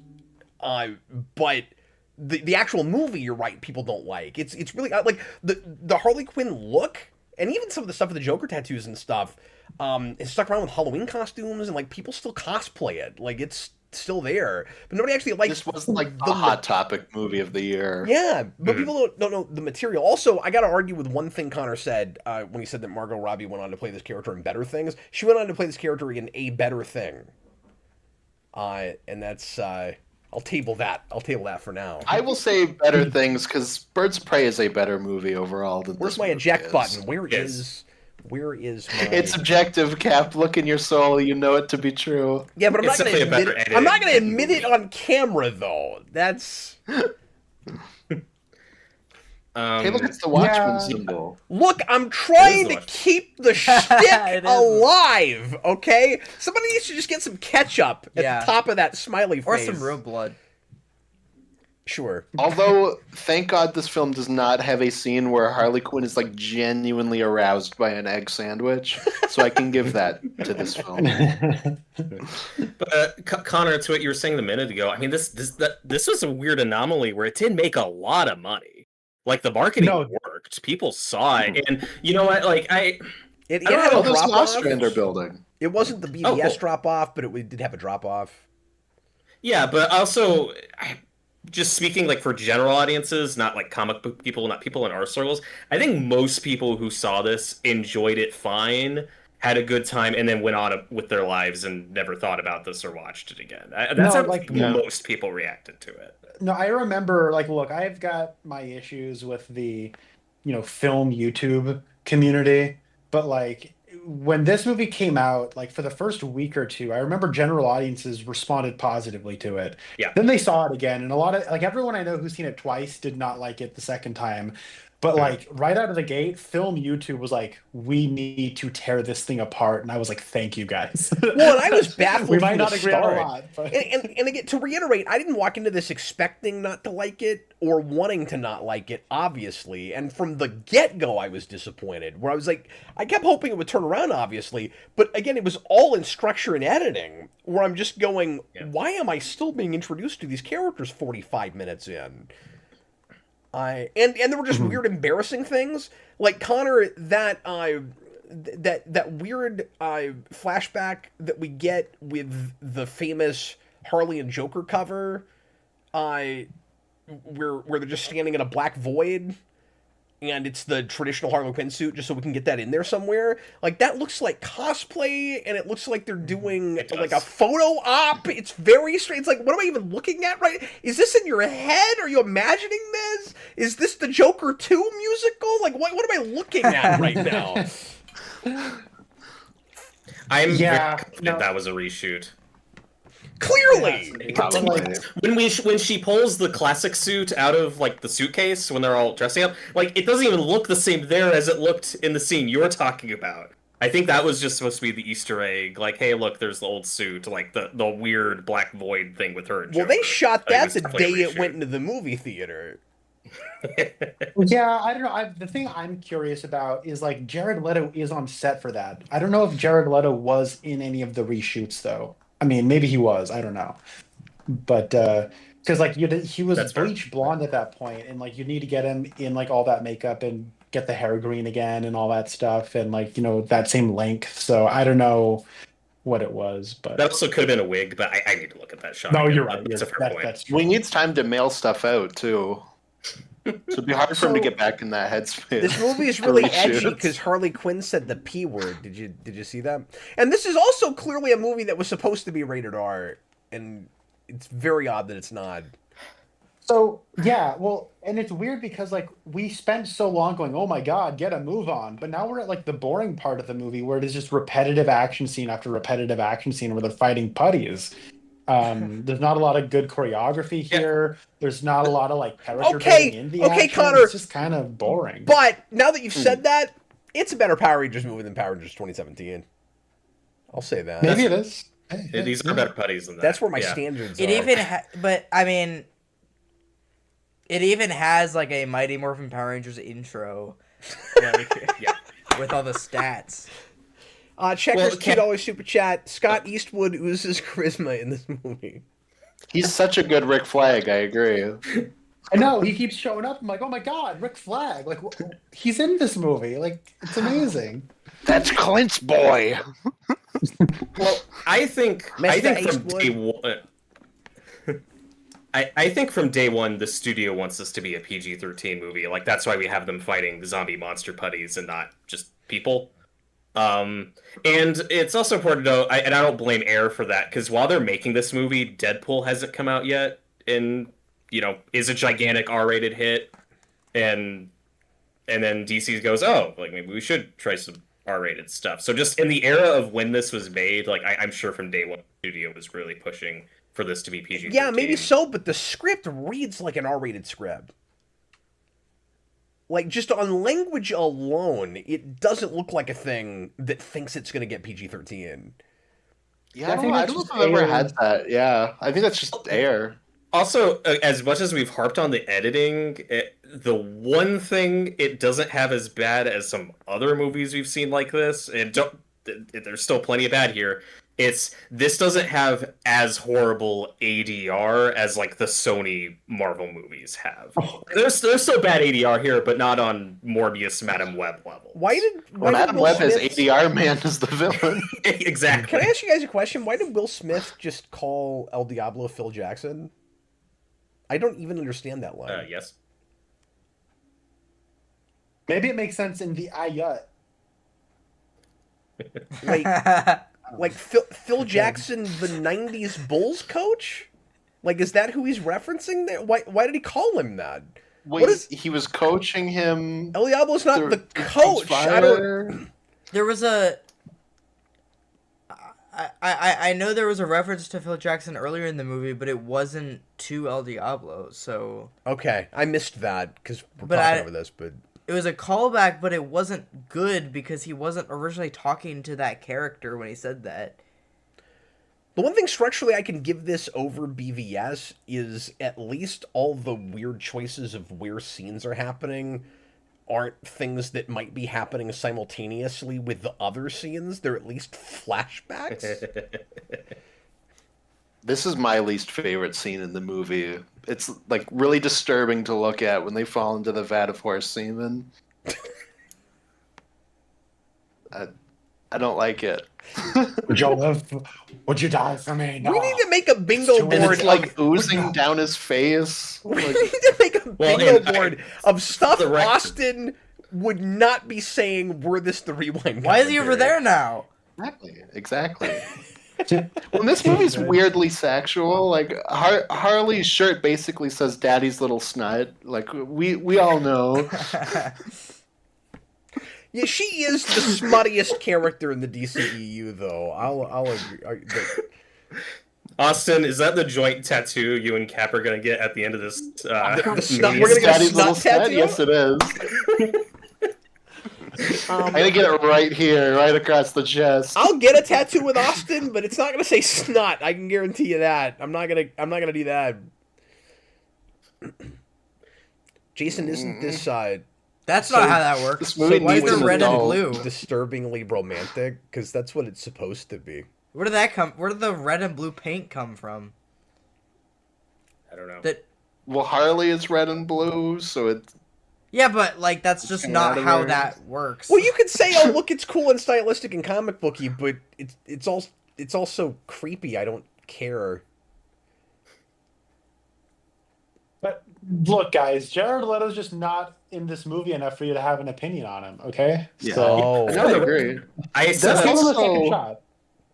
They're also not white enough for like the vat thing. Like they both just kind of look like they just haven't been outside in 3 weeks. No, I actually don't mind it. Like it does look like it's Fair enough. like it's like inconsistent. So like in some of the like Yeah, fair enough. contours of their face, it's a little bit more colored. But I think it's This fine. could have been an Oscar for best makeup. They know what they're doing. That is true. It's It did true. beat Star Trek Beyond. And that Dude, that pisses me off Well, so and I haven't hard. mentioned that yet, but I am convinced that this winning an Oscar like broke Kevin Feige because since this movie came out, Marvel has been trying for that Oscar gold so hard and desperately, where they're like, look, we're gonna push for Black Panther to be it. Look, we're gonna push for Endgame to do it. Look, we're gonna push for Eternals to do it. Like, you don't understand. Suicide Squad won an Oscar. The other side won one. We need to win one. And Star Trek Beyond had great makeup. That's really irritating to me.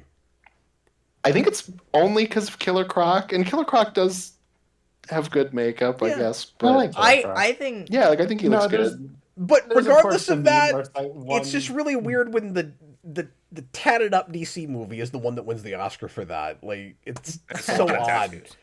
We're gonna say They had to put on Here's so a- many rub-on tattoos. well, it was like makeup it was and hard. costuming too, right? Yeah. yeah, every single Austin, character in this is sitting in the makeup chair for 4 hours. Like every one of them. Sorry, what? Because this is like, except for Will Smith, I guess. Because this is like makeup and costuming, He just has to put a right? thing on his face like this. Yeah. Yeah, costumes Well, too. makeup and Yeah. hairstyling. Because like okay? I actually like the So, costume like, stuff.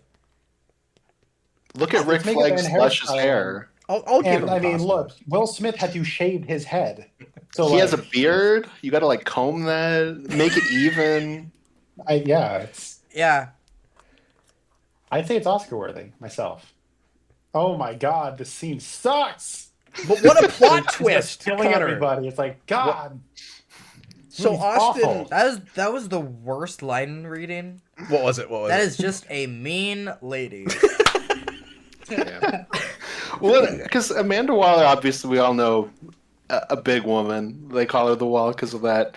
And Viola Davis is not, and she looks very small in this. But I think Gunn makes her feel bigger Yeah. in terms of Yeah. presence. While here, she's like a church mouse. And he and Yeah, She's like, just a small she doesn't have to lady put on that weight you or gotta anything work with. to do that either. Well, it feels also like they're highlighting how small she is, and it's almost like intentional of like she's small, but you know, Because she's they're all strong. like crowded Or around it's her. a juxtaposition thing where she's supposed to be Yeah, really yeah. intimidating despite her diminutive size. yeah. Hmm. Austin, I don't know if you're Austin- aware Which of is a take. Which is a take, you know. Austin, I don't know if you're aware of Yeah. this, but when you had that scene earlier that you were complaining about with Joker and Harley dropping into the vat, Jared Leto insisted on real horse semen. I don't know if you realize this. Well, no, he was like, "Don't worry, guys, I can fill this vat."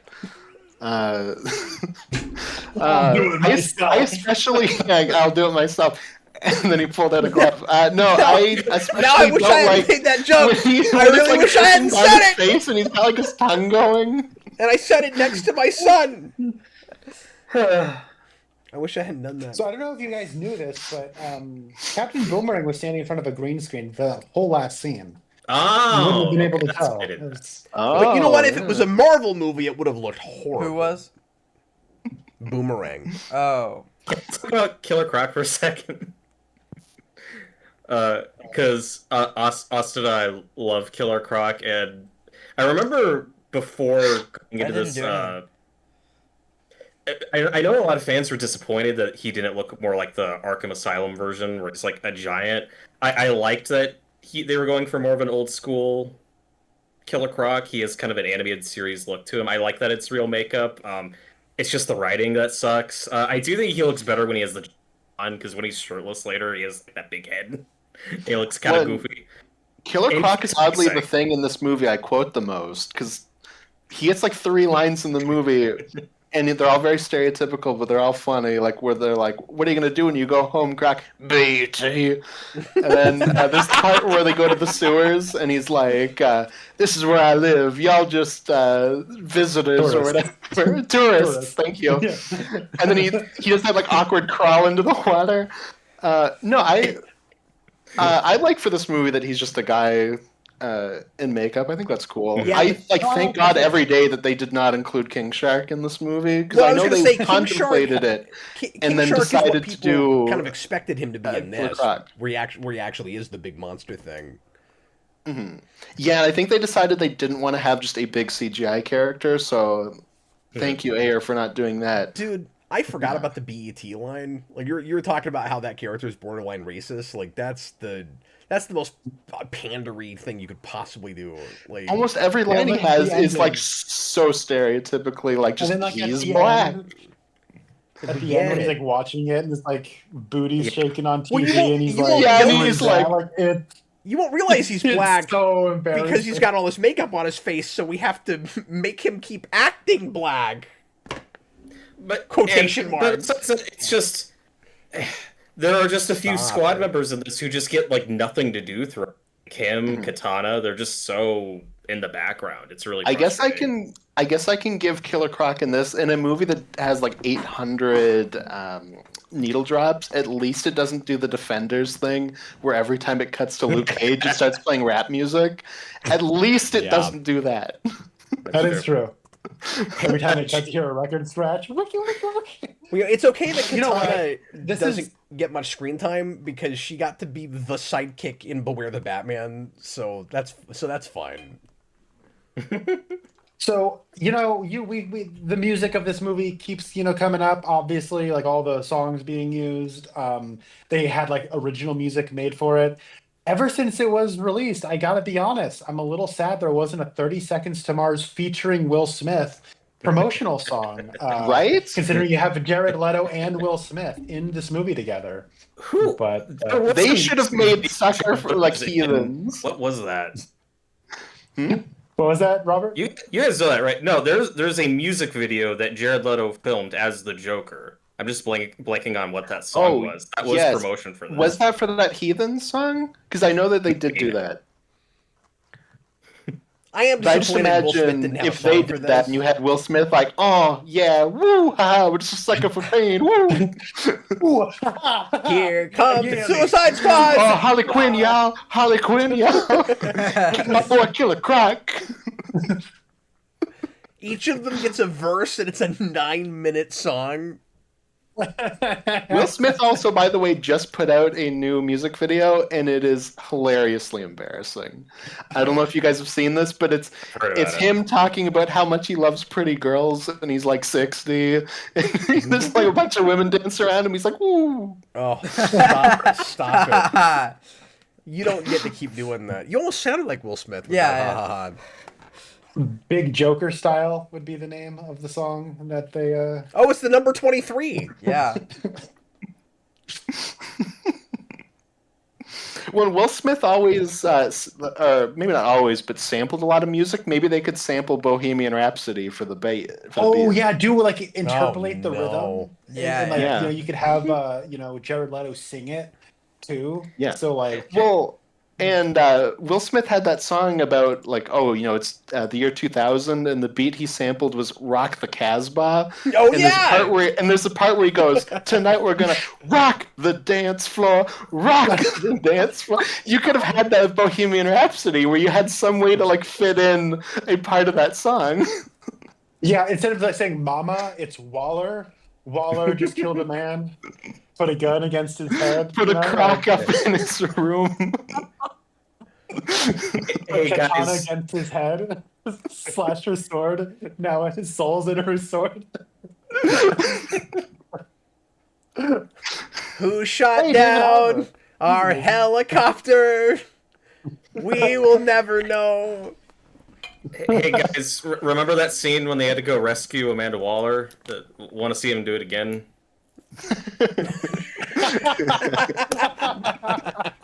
I'm just a dead shot. Nobody loves me. Deadshot. Austin, Deadshot, let's read some of these questions. Amanda Waller, let us go.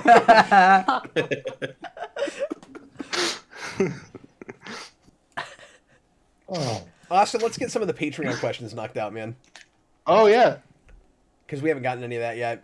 This is the best bit with Harley Quinn, though. I actually legitimately like this scene.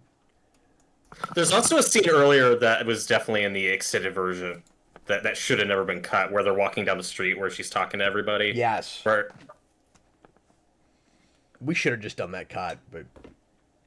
yeah. Do you want to read one first, Cap, or do you want me to? I probably have a few more than you, so yeah, I'll start. Daniel Davis says his favorite scene is the chase with Batman, I guess. And then he says, aside from the fact that it feels like a film edited by 6 people who were all on the wrong cocaine, I'd cut out all the attempts at poignancy. Well, see, that's the only stuff I really liked. We're talking about, and then I just wanted the rest of the movie to match. We're talking about Suicide Squad, not Guardians of the Galaxy. El Diablo's backstory, for example, not only feels unnecessary, but also happens way too late for me to care.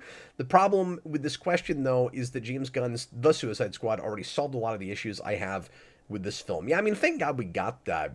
And then he says the thing that surprised him is just how nightmarishly edited the whole thing was. Mm-hmm. That was the biggest baffling thing, yeah. Do any of you guys have like a legitimate favorite scene? Like not an ironically favorite, but like a scene that you actually think kind of works? No. Nothing has worked so far. Nothing has worked so far for me. I'd say the bar scene Yeah. coming up. I think you're right. I think it's probably paced better in the extended cut. Well, it's got more meat in it. More of the characters are allowed to kind of get a word in, and well, for me, it's little bits throughout, and most of that's just casting. Mine is just when Batman punches Harley underwater. Austin, He said not ironic. It's not ironic. I genuinely thought that was a really well executed Austin, scene. you completely missed the assignment. I want to know what your grade point average was in high school. Anyway, why don't you go ahead and read one? So from Captain Coon, he says, my favorite scene / moment is Joker / Batman chase. So the same as the one you read. I'll go ahead and gone for it change. because we've already done that. I'll go on it twice. There we go. Okay, sorry. Go ahead. Things I'd change: the plot. Things that surprise me: Enchantress's dance when she walks.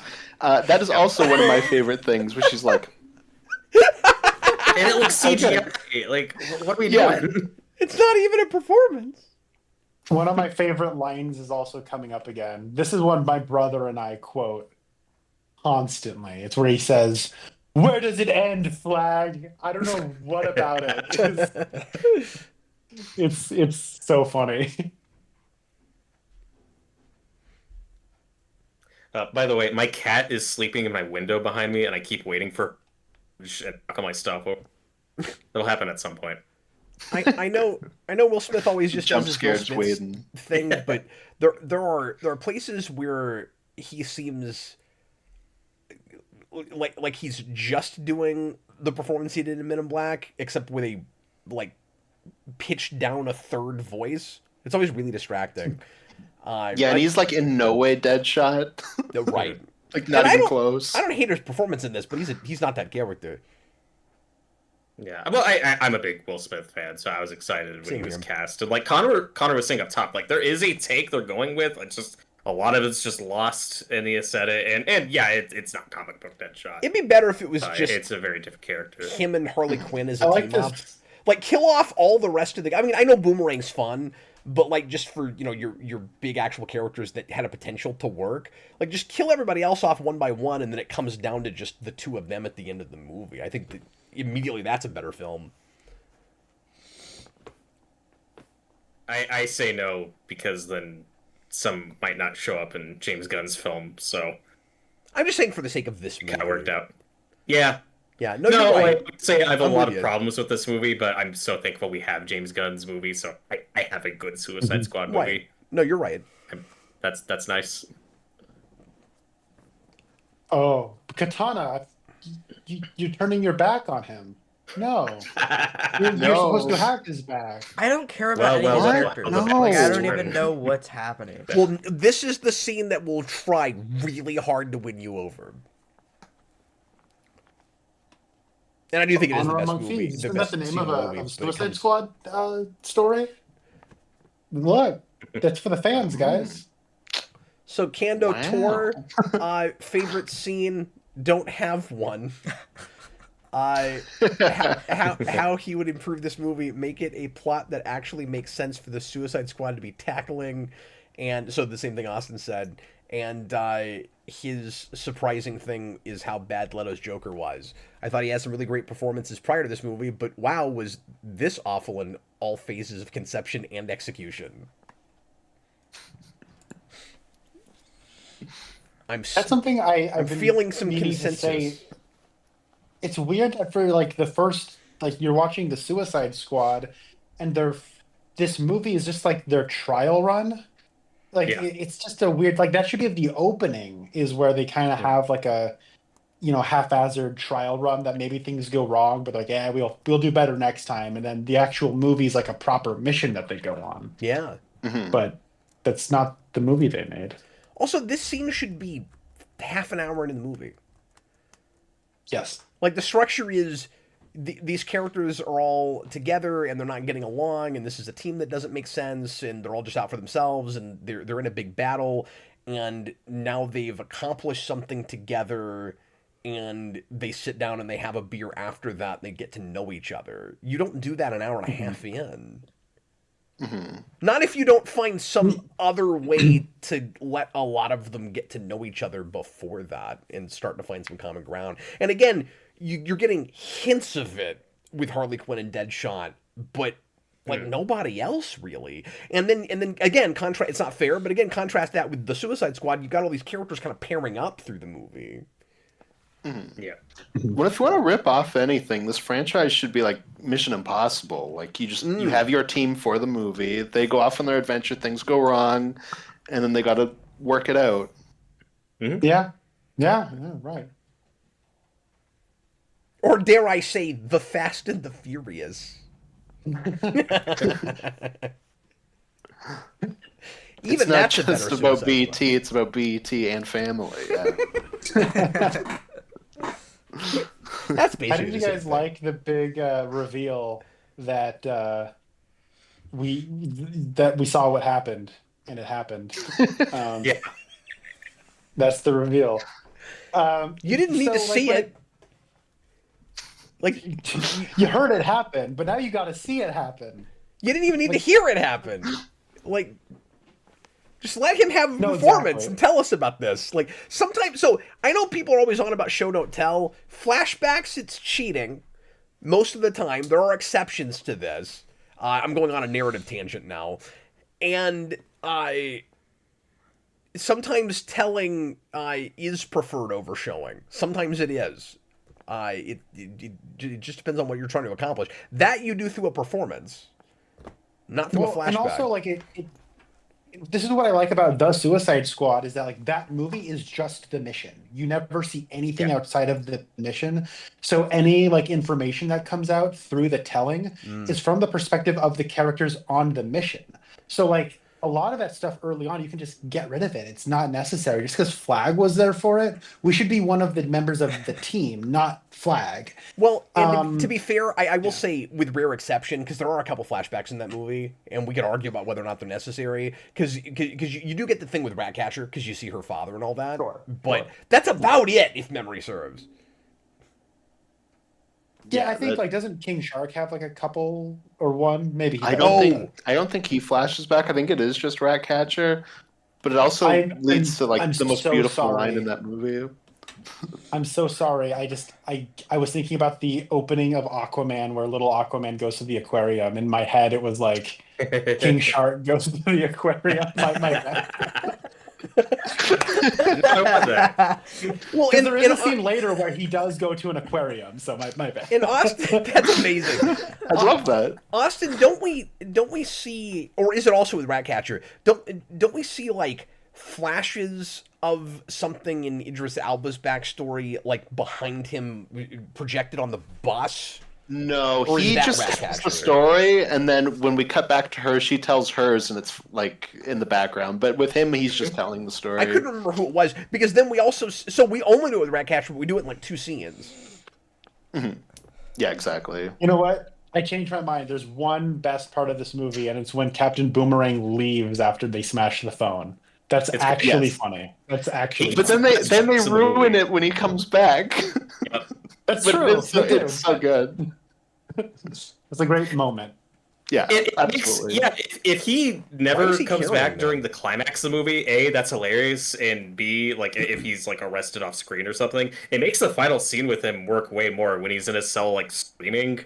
I don't know what's up with that. That's also just so Captain Boomerang. Like, yes, of course he would just leave. So It is I don't know pretty if any of messed you up guys that have he seen the brought wages- letters from his daughter for leverage. I don't know if I buy that he'd think that far ahead, but No, Well, he Cap. found it Cap. in the- Lex in the- Luthor took those letters so that Deathstroke couldn't get them. no! It was all part of the plan. You just don't understand. If you make So, me one keep thing I wanted to flashing back mention- sorry, with what? PTSD to BVS, I'm gonna be very sorry. Go ahead, Connor. Go ahead. Well, I was just gonna say, like, I've kind of been like given a lot of the, throwing out some peanut gallery remarks that a lot of people have about, like, the inciting incident coming in 35 minutes in, and this and that, and you could streamline this to make it more conventional, but there are like unconventional, like, men on a mission movies. Like, the one my mind kind of goes to is a pretty famous one is The Wages of Fear. It's like a 2.5 hour long, like, French movie, and where most of the people are Italian, but like it's a thing where, like, the men don't even go on the mission until like 30 minutes, 45 minutes into the movie, and the first beginning of it is just establishing where they are, and like it's like a hellhole, and like these are all like morally despicable people, and so you believe that they would go on this absurd, impossible mission, and then a lot of the suspense of that movie is built on is watching them in this impossible mission, and somehow you're caring about these horrible people accomplishing their goal. And that kind of feels like what this should be to me, and like that doesn't have a conventional structure either. So you can do this in numerous different ways, and I think what's impressive about this is that it accomplishes none of that. Like well, it's because it doesn't feel like so you anybody's. want it to be more It conventional. doesn't feel like anybody's vision. It doesn't feel like these scenes were filmed to be put in this order. And that's not to say that that's never worked before, where you shuffle a thing around and you figure out how it really works, almost like documentary style. But in this case, it just doesn't. It feels like too many cooks in the kitchen, like with so many things. Like the guy earlier that said it feels like it had 6 editors and none of them were talking to each other. It absolutely feels like that.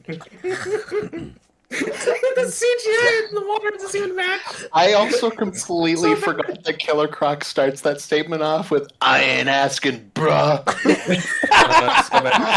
Oh, come on. Got me off My guard. favorite Batman villain finally makes it into a movie. This is what I get. Hey, Jason, I forgot. You should love that character so remember much. that bit? Hey, Jason, remember that bit in the Lego Batman movie when Killer Croc says, I did something? Yeah. I really hope that's making fun of a scene coming up in this movie. It might not, because that movie comes out like 8 months or 6 months after this. But God, that was so funny in the theater after seeing what we did with Killer Croc in this. That is like a did 30-second something. shot. They could have added that last second. Maybe. He gets like one thing to do in this climax. And there's a bit earlier when Killer Croc says, I'm beautiful, and Harley says, yeah, you are. Like, they haven't interacted at all before that. Can't we have, like, any team-up between the two of them during those fight scenes? Just any camaraderie And also, he's or the best moment? character. Especially considering that they're Batman villains. Yeah. Who's the best character? Killer Croc. In this? Yeah. Okay. Because all of his Jason, lines are Jason just... likes the black stereotype. No, all of his lines are hilarious. They are. You're not wrong. They Every are- time he they are opens very his mouth, funny. it's gonna be just like the most random thing ever. I ain't asking, bruh. This is my home. Well, and isn't it weird how Y'all just dated this is? At this point, I'm immediately? surprised he didn't say this is my hood. Like, it is kind of that, like, it's everything he says is offensive. Yeah. Like, it feels like Man of Steel The one thing that's kind of VVS interesting about is... Sorry, I was just going to say, Man of Steel VVS, despite how different tonally they kind of are, and despite being clearly very present day, feel like they kind of want to be, like, a little timeless and heightened, and this, still heightened certainly, is so of its time to, like, an obnoxious degree that it's dated 3 seconds after it comes out. Yeah, well, I'm so glad you mentioned that because that kind of plays into what I was gonna say, which is like, oh, yep, there she's dancing. But it's like, I was like you could. It's such a moment in time looking at this movie. Like Cara Delevingne is playing the villain of the movie, where she was like a famous runway supermodel like a couple years before this. And now she's in movies for like 2 or 3 years, and then she just wasn't in the movies anymore. And so I'm like, oh yeah, Cara Delevingne, she tried acting for a little while, right? Okay. She's in Valerian. Is such a It's just Ghostbusters missing villain. the other guy Yes. from Valerian, other Harry Dane Osborn. Dane DeHaan, Dane thank you. DeHaan. It's just missing him. Jason, say that again. This is such a Ghostbusters villain. Yeah. You got to choose the form of your destructor. Yeah.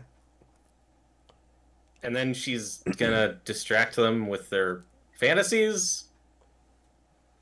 John Cullen says, The hat. when everything is offensive, nothing will be. Oh. Batflick jump scare. No, I'll say if Michael Bay made this in the way he made Bad Boys 2 and it was just the most crass and offensive thing ever, I'd probably like this movie. Like, just like levels of excess that you could not even imagine being in a movie, but it's like with DC Comics characters. I might be along for the Guys, they're ride letting on that. Jared Leto around children. I'm uncomfortable. Hey, maybe it was a CGI baby like the Twilight movies. Maybe it was a CGI Jared Leto. I wonder how much method acting he had to do for that to be CGI. Vampire baby. I don't want to know what method acting he did to act with little children in this scene. 'Cause- I don't want to know how he had to method act for that. I want to know how he's method acting for the new Tron though. Like, did he just plug a bunch of USBs into himself?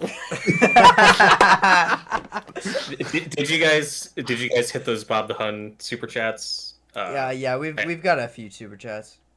Oh, do we? Yeah, we do. Oh, I'm sorry. You want to go ahead and We've hit got them for us? 3. Go ahead and read them for us. Dan Schneider, $2. If this was R, would we have gotten nudity? No. Even if it was R, there's no way we would have gotten that. Maybe some croc nudity. Yeah. Not in 2016. I'm beautiful. We were already shining. Just remember, this is when Well, I'm beautiful. this I is don't the know, year. some in This is the year Deadpool. the 2016 Ghostbusters comes out, and that's the year where tides are turning real hard, but we're shying away from a lot of that kind of stuff. But I'm sorry, what were you saying, Robert? I mean, Deadpool came out that year. It's got like a little bit of nudity. Hardly any. But like, I don't know. What's his Saying face? some versus none. I don't think Just this saying. would've- No. I know. I If agree. it- Yeah. If any. No, but like, I don't remember think any David full-on Ayer- nudity in Deadpool. Is it just the David. Yeah, in the sex scene montage, yeah. I don't think there's any actual nudity in that. You maybe see I thought it was in the strip club. you maybe see a little in the strip club. That's the only thing I can think of. Yeah, Sorry, what were you there's saying, no way Connor? that actress appeared nude. Like I don't think she does that. But I'm sorry, Connor. Go ahead. No, I was just gonna say like, I don't think David Ayer really does nude. Like he kind of always likes to, depict street life in his movies. Like he wrote Training Day, but like I think like the movie Sabotage, which I only saw once in theaters back when it came out, and I hated it. But like I think there's like scenes in a strip club in that, and there isn't even nudity, and like it's like that's like an R-rated Arnold Schwarzenegger like cop movie or DEA movie. But like I just don't think even if this was R, he probably would have. He probably has like a line like that. So Leto might have specifically point out the insisted point. on being naked. What's that's that? true. Oh, God, That is yeah. true. And Kat, I don't disagree that in the last decade we've certainly shied away from that stuff considerably. Like you're absolutely not wrong. I'm just in this hypothetical scenario where this movie comes out in 2016 and is rated R. Like I don't know, there might have been a little bit. Like there's brief nudity in James Gunn's movie. Like Well, I don't think know. like we've shied away from nudity in dramas and action movies. We've kind of allowed nudity to remain throughout comedies. Like in 2017, the terrible Baywatch movie came out, and like there's nudity in that. Of course, in comedies, it's only allowed to be male nudity because male nudity is funny. Yeah, that's true. Yeah. Apparently, but like I don't know, in the 2000s, there was a lot more nudity in action movies. So I also I mean. maybe I'm sad I missed Jason's reaction to Diablo turning into a giant monster I don't know what's happening. in the theater. Like what is happening? He maybe turned this- into an Aztec god. Robert, you idiot. Oh. Wow, Now that it was the works. worst CGI. He's the god of fire, don't you know? Robert, this might not be fair, but I just assumed he was talking about female nudity when he said that. Like I wasn't even thinking male nudity. I just assumed that's what he meant. But Bob the It is Hunt funny I that's mean, What's up? What's that, Connor? no, never mind. Oh, okay.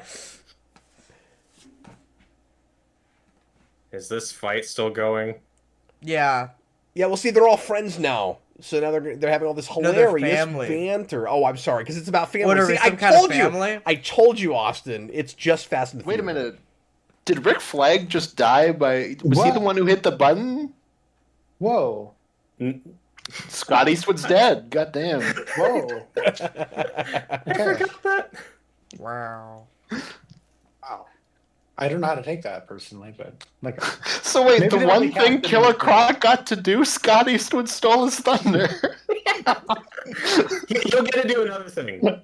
Just be patient. Oh, it's so painful to look at. You next.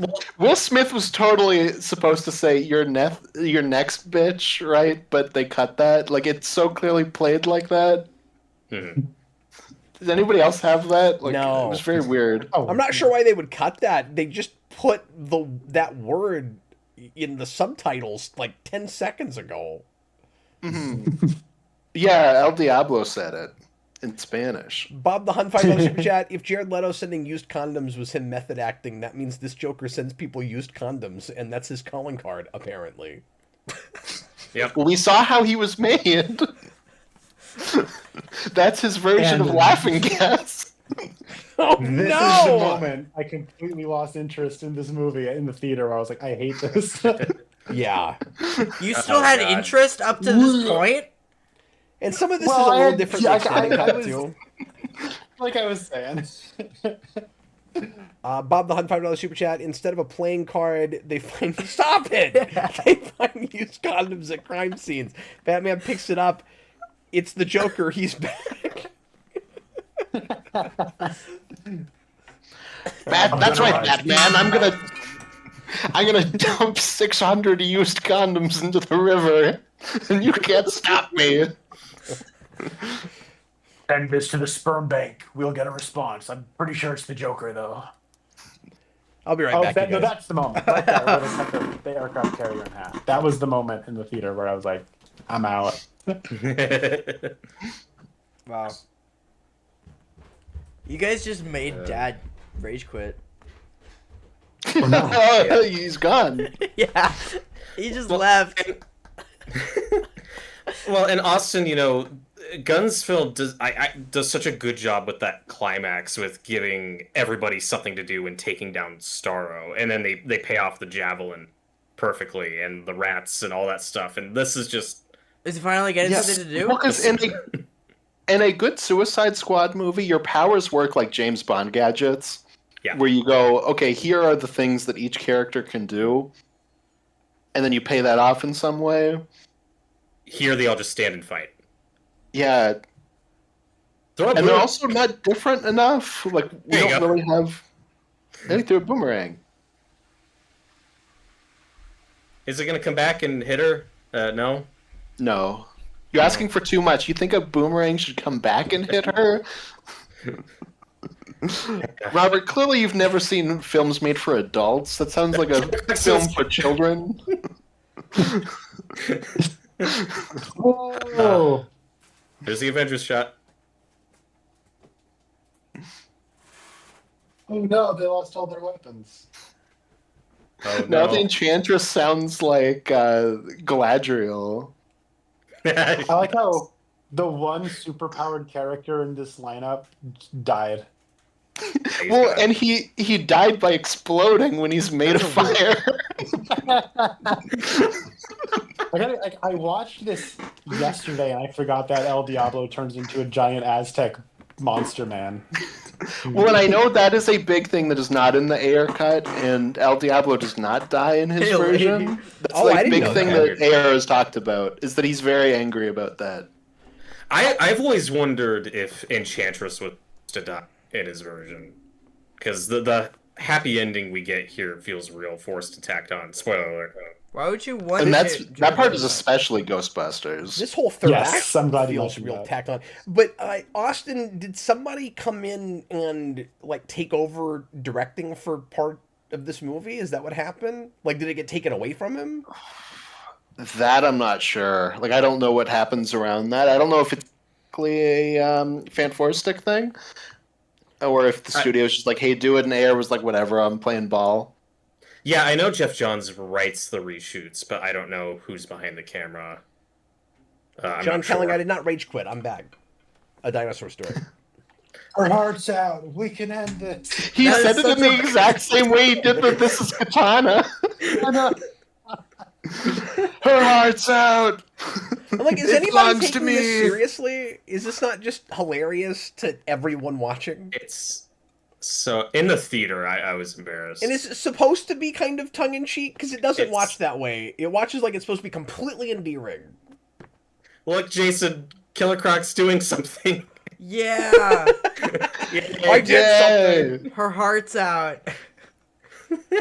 Connor, I'm not asking for it. is this the absolute last time you'll ever watch this He movie, looks Connor? like the orc that runs in with the torch in Two Towers. He has this one thing to do. This is how you know it takes place in the Zack Snyder universe, is because of all the slow motion happening at the end. It's insane how much this is in Can slow we get mo. another line reading from the daughter? I cannot take any of this seriously. Can she please get another line read? No? Okay.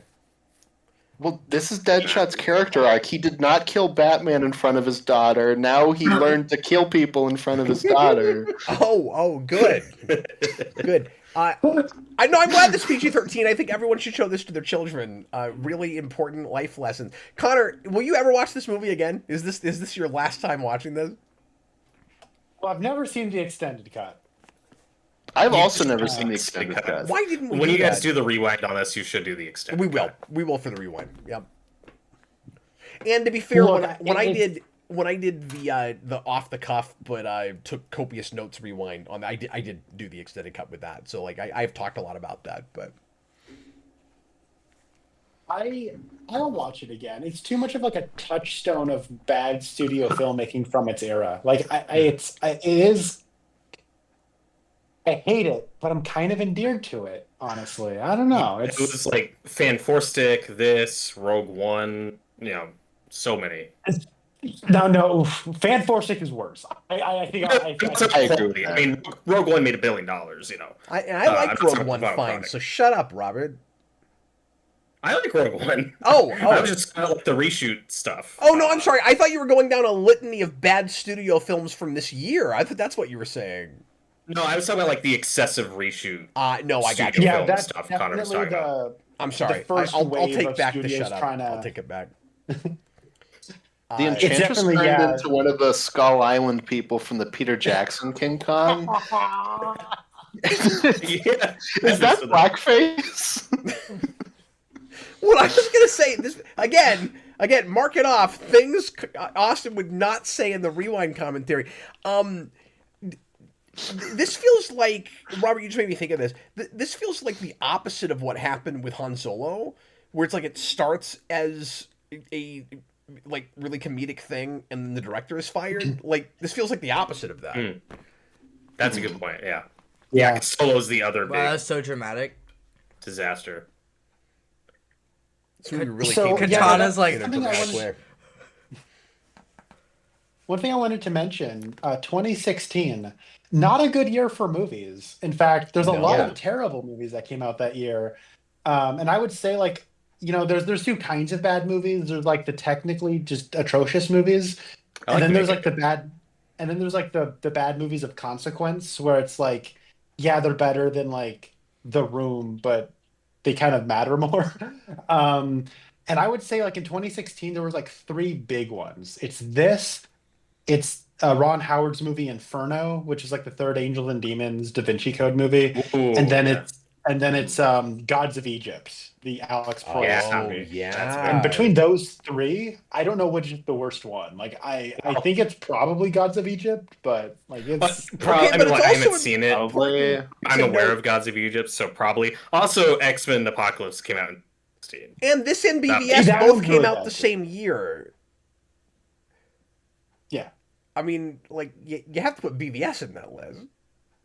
Well, I think when we did the superhero like history thing, I was like, 2016 is a good year for superhero movies. You got Civil War, you got Doctor Strange. And it's like, oh yeah, but you also have Yeah. BVS, Suicide Squad, X-Men Apocalypse. Yeah. X-Men Apocalypse.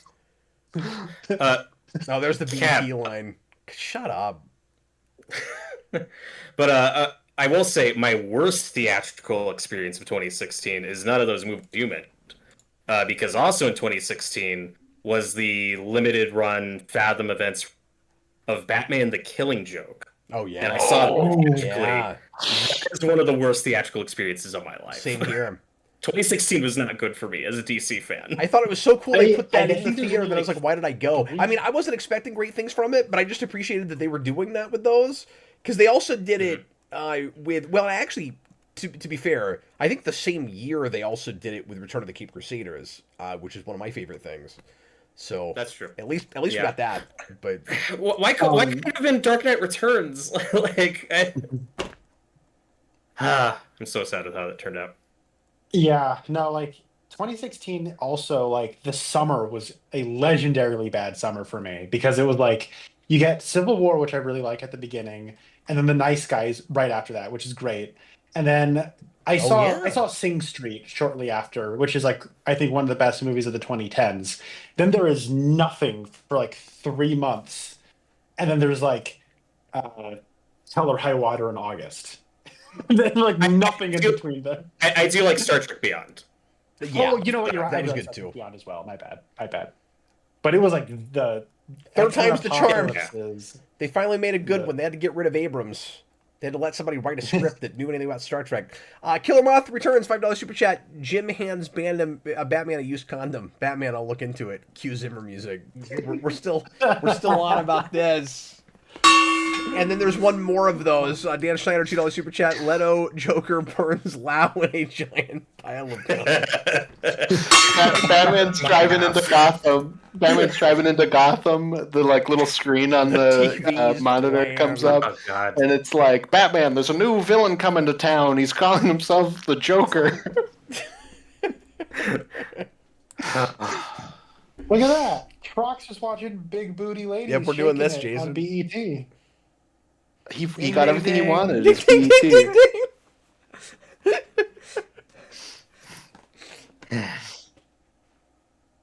And Deadshot gets to see his letters from his daughter. Yeah. What? Yeah. Also, Take that, Lex Luthor. You can't block those now. Yeah, why is this movie like baby's first pop playlist? Yeah. You know, it's the playlist that like a 15-year-old that just discovered music would put together. Like, I know. I'm sorry, Like, Robert. What were you saying? I don't know. I think like there's definitely an art to it. Like, I've written scripts that have like pop music in them, and you want to be intentional about it. Is like, yeah, like if these people aren't like musicians, they're probably listening to like pop music. Mhm. But the one thing I like to go to is it's like if you're going for a specific year, find out who like the biggest artist that year, or biggest artist. Oh, who is it? Oh What? my god. How's that I a do like that it's like disguise? JKR on the side. Well, he also wrote Joker in full letters in Joker the on the front. front, How's yeah. that a disguise? He wrote Joker, but I thought that was supposed to throw you off. It wasn't a red herring, guys. Whoa. With the music, though, at least we can be thankful they didn't introduce Killer Croc with Crocodile Rock. That's at least nice. Well, they weren't going to do that. That song's not black. And you know what? It is CCR, but it's not Born on the Bayou. So I will take I was that. thinking that too when he showed up. I was like, I'm kind of surprised it's not. Also, wasn't this song in the trailers? Yeah. Yes, I think the song was made for this, wasn't it? Isn't this Yeah. the Heathen song? Okay. Heathens and Sucker for Pain. And then there's like a Rick Ross song called Purple Lamborghini. Because Oh, that's the one with Leto. Yes, it's that one. Oh. Purple Lamborghini lurking. That played in the lobby of my That should have been movie Will theater. Yes. Smith. Yes! Yes! Woo, purple Lamborghini. Woo. Shut him. Ah. Oh my god. Okay, Jason. I know we talked over this whole thing, Yeah. but what's your verdict? What'd you think of that? Oh, I got nothing from that. I'm not gonna remember anything that ever happened in that movie tomorrow. I don't know. It's just kind of like It didn't feel like a movie, did it? it didn't feel like really anything. I don't know, just nothing of him. Yeah. What would you Like- compare it to? I have no idea. Why did Staring Konnor at get a wall. credit? Yeah, he's a tattoo man. Completely. No, I used it. know. I know he was the guy from the Joker book that's in 3 seconds. Why did he get a credit? Maybe he Well, had a because he little more showed screen up. time at some point. Look, Okay. He showed up, and he had to put up with Jared Leto. So they're like, hey, look. Oh, fair enough. Fair enough. He They should have just had he's used secretly- condoms flying around when it had Leto's name. He's secretly the Coolio of this movie, Austin. He had a Also- he had a whole Yeah. subplot like in Daredevil. Sorry, Robert was trying to say something. You're probably right. Cap, can I be this petty? Yeah, sure. X-Men Apocalypse still pisses me off more than this movie. Me too. That's probably not fair. Me too. This probably sucks. This sucks more as a Film? as a film. Yeah, I was gonna say like just the way it's put together. It's less competently put together. Mhm. But yeah, Apocalypse makes me more angry. But yeah, And Hancock's here's better. here's our first post-credit scene. Hancock after probably we said we is weren't better. doing post-credit scenes. Bruce Wayne's a mafia don. He's like, you're under my protection, Waller. You just got to kiss the ring. He Austin, pulls out a bat ring. It's the bat brand. And this is not Captain Logan's only Batman ring. And it's this is like, not only a it's the mid-credits scene when they said they weren't going to do them, but it feels ripped straight out of the early MCU playbook, where it's like let's take a major character from the last movie that is not in this or hardly in this, and then give him the after credits. But also, this has nothing to do with Suicide Squad. Like this is No. he's going to do it himself. But because they're still setting up Justice League. They're trying to make this artificially feel like it's building their shared universe. But it's Tony Stark. What is it, Star Wars? It's Tony Stark Sorry. at the end of Incredible Hulk. Yeah. No, that is, Robert, to your point. That's one of like the most one of the more baffling choices. It shouldn't be, but I look at like, why did you put the closing credits over a Starscape? Thank you. I don't get it. I don't get I it. don't- Oh yeah, watching Star what? Wars? Is it I never straight noticed this. Starfield? This movie has nothing to do with space. Wait a Glad you minute. noticed it. Wait a minute. Did they decide that when the original plot was that like the beam shop and Steppenwolf and them came down? Probably. Is it I'm because glad there's I said it and Cap had no reaction. Wait a They minute! Figured out what we were talking about. Is it? I'm sorry, Robert. There's so much going on. Is it?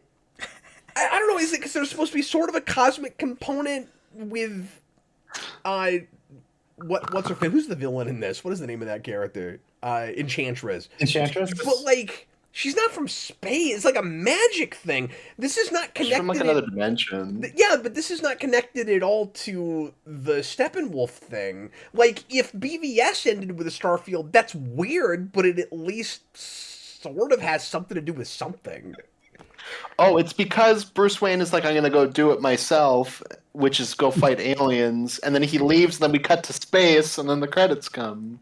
Konnor, I just want the music from the Straight Story end credits playing over this. That's what I can think of. I keep meaning to rewatch that. That movie's great.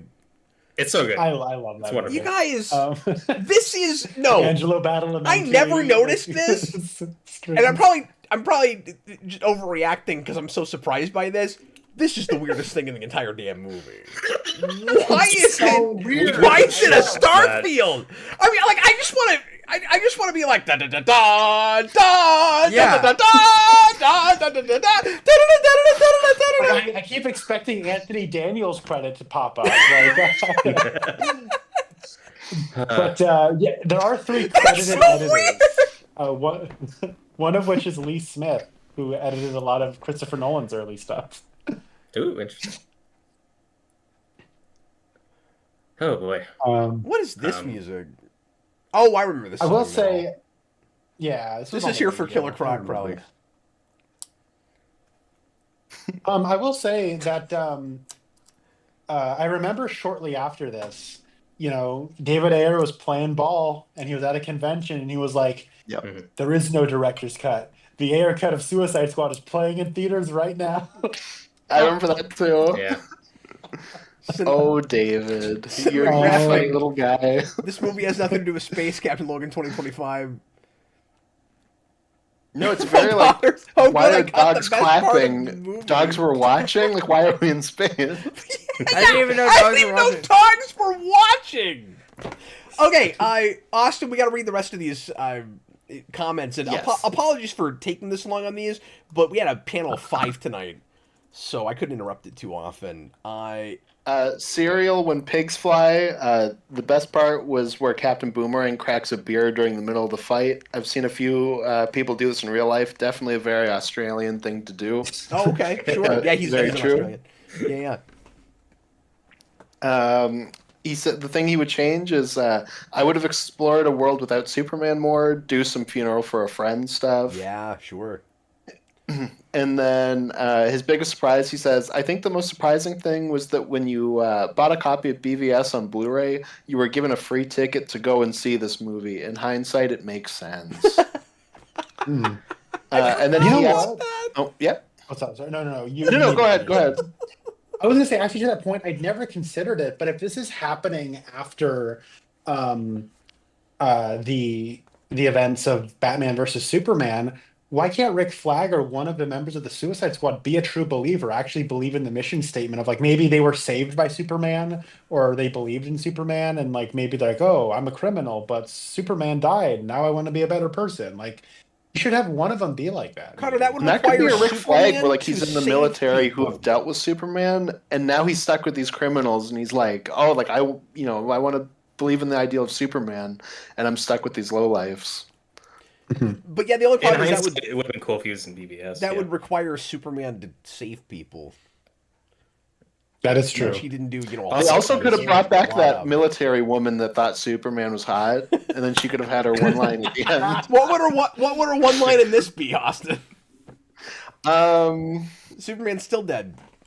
She would be like, "Why are we in space?" Why are we? And we're still in space. It's like the only thing I can figure is that they're trying God. hard to be Guardians of the Galaxy. They have forgotten by the credits that they were never in space. Like, You know when you're watching the credits for a movie and you get to the effects one and it becomes a wall of text? That is the music section. I Right think they now. just picked the wrong Right now, background I'm accidentally looking from at their it right photo now. It's just library. the wall of text. Did you hear Jason? I stopped counting at 14. Jason- so there's Jason more than said- 14. Jason said he thinks they just picked the wrong background from their wallpaper library. Like they were just moving over images. That's just the wrong one. This was supposed to just be psychedelic nonsense. They had one that was just knives, but they forgot the knives and they just went with space. Let me read another one of these. Okay. Oh, hold on. I still have Cereal with Pigs Fly asked a question at the end of it, too. Sorry. It's the question. Do you think the AR cut would resolve the problems with the movie, or do you think it would be a train wreck regardless of the cut? I know originally the plan was to have Steppenwolf as the villain, but I don't think it ever got past the first draft. And yeah, I don't think they ever filmed anything with that. I think it was just in the script. Well, now that I've learned that there were things that he really didn't want to have to do, that I can't tell. Maybe he didn't even shoot himself. I guess I'm not totally sure. I guess it's possible there's more in that cut than I ever gave it credit for, but I don't know. I mean, those pages have leaked and they're hilarious. But Really? Yeah. What is the big one, Konnor? Is it? Oh, it's there's a Can't remember. callback to it's You Don't Want No Beef. That is a thing that gets called back to in the third act. That's awesome. I can't where- remember them, but I think Deadshot like punches out Joker or something, and he says, "You don't want no beef." Okay, I want to try to read through these pretty quick because we've got another movie to do tonight, and we're gonna have to move on. So, Joe Turner. Oh wait, where am I at? Okay, great. Excuse me. Favorite scene: Deadshot's reaction to Waller still alive. How are you not dead? He would change the focus on the actual squad members, take out the unnecessary soldiers escorting them. They are pointless and add nothing. Change the squad's objective. These people are supposed to be able to kill Superman. Yeah, we didn't even talk about that whole business, but we're acting like they're all metahumans and hardly any of them are. Right. That always drove me nuts. I've talked about that. In a the lot, in the trailer, what everyone dogged on. Well, what if Superman ripped the roof off the White House? Who would have stopped them? Oh my god! And that's before we knew Superman gonna die in BVS. So in the actual context of the movie, what they say is, "What do we do when next?" right. So they're saying it hypothetically. They're not being like a literal Kryptonian. It's still stupid. It Right, still but doesn't how are they work, supposed to but fight anything as powerful as Superman? And like, yeah, they fight Enchantress, and she's pretty big and powerful, but they get lucky, and it's a contrived enough fight scene. Like, and she's it's supposed also to be just Diablo is the only real metahuman besides Killer Croc, I guess. And of course, he's the one that basically single-handedly wins the fight. Like. Killer Moth Returns mentioned something I completely forgot until now in the comments. He says, didn't Ayer shout F Marvel during one of the showings for this movie? I think he did do that at the premiere. Oh, that's. Cool.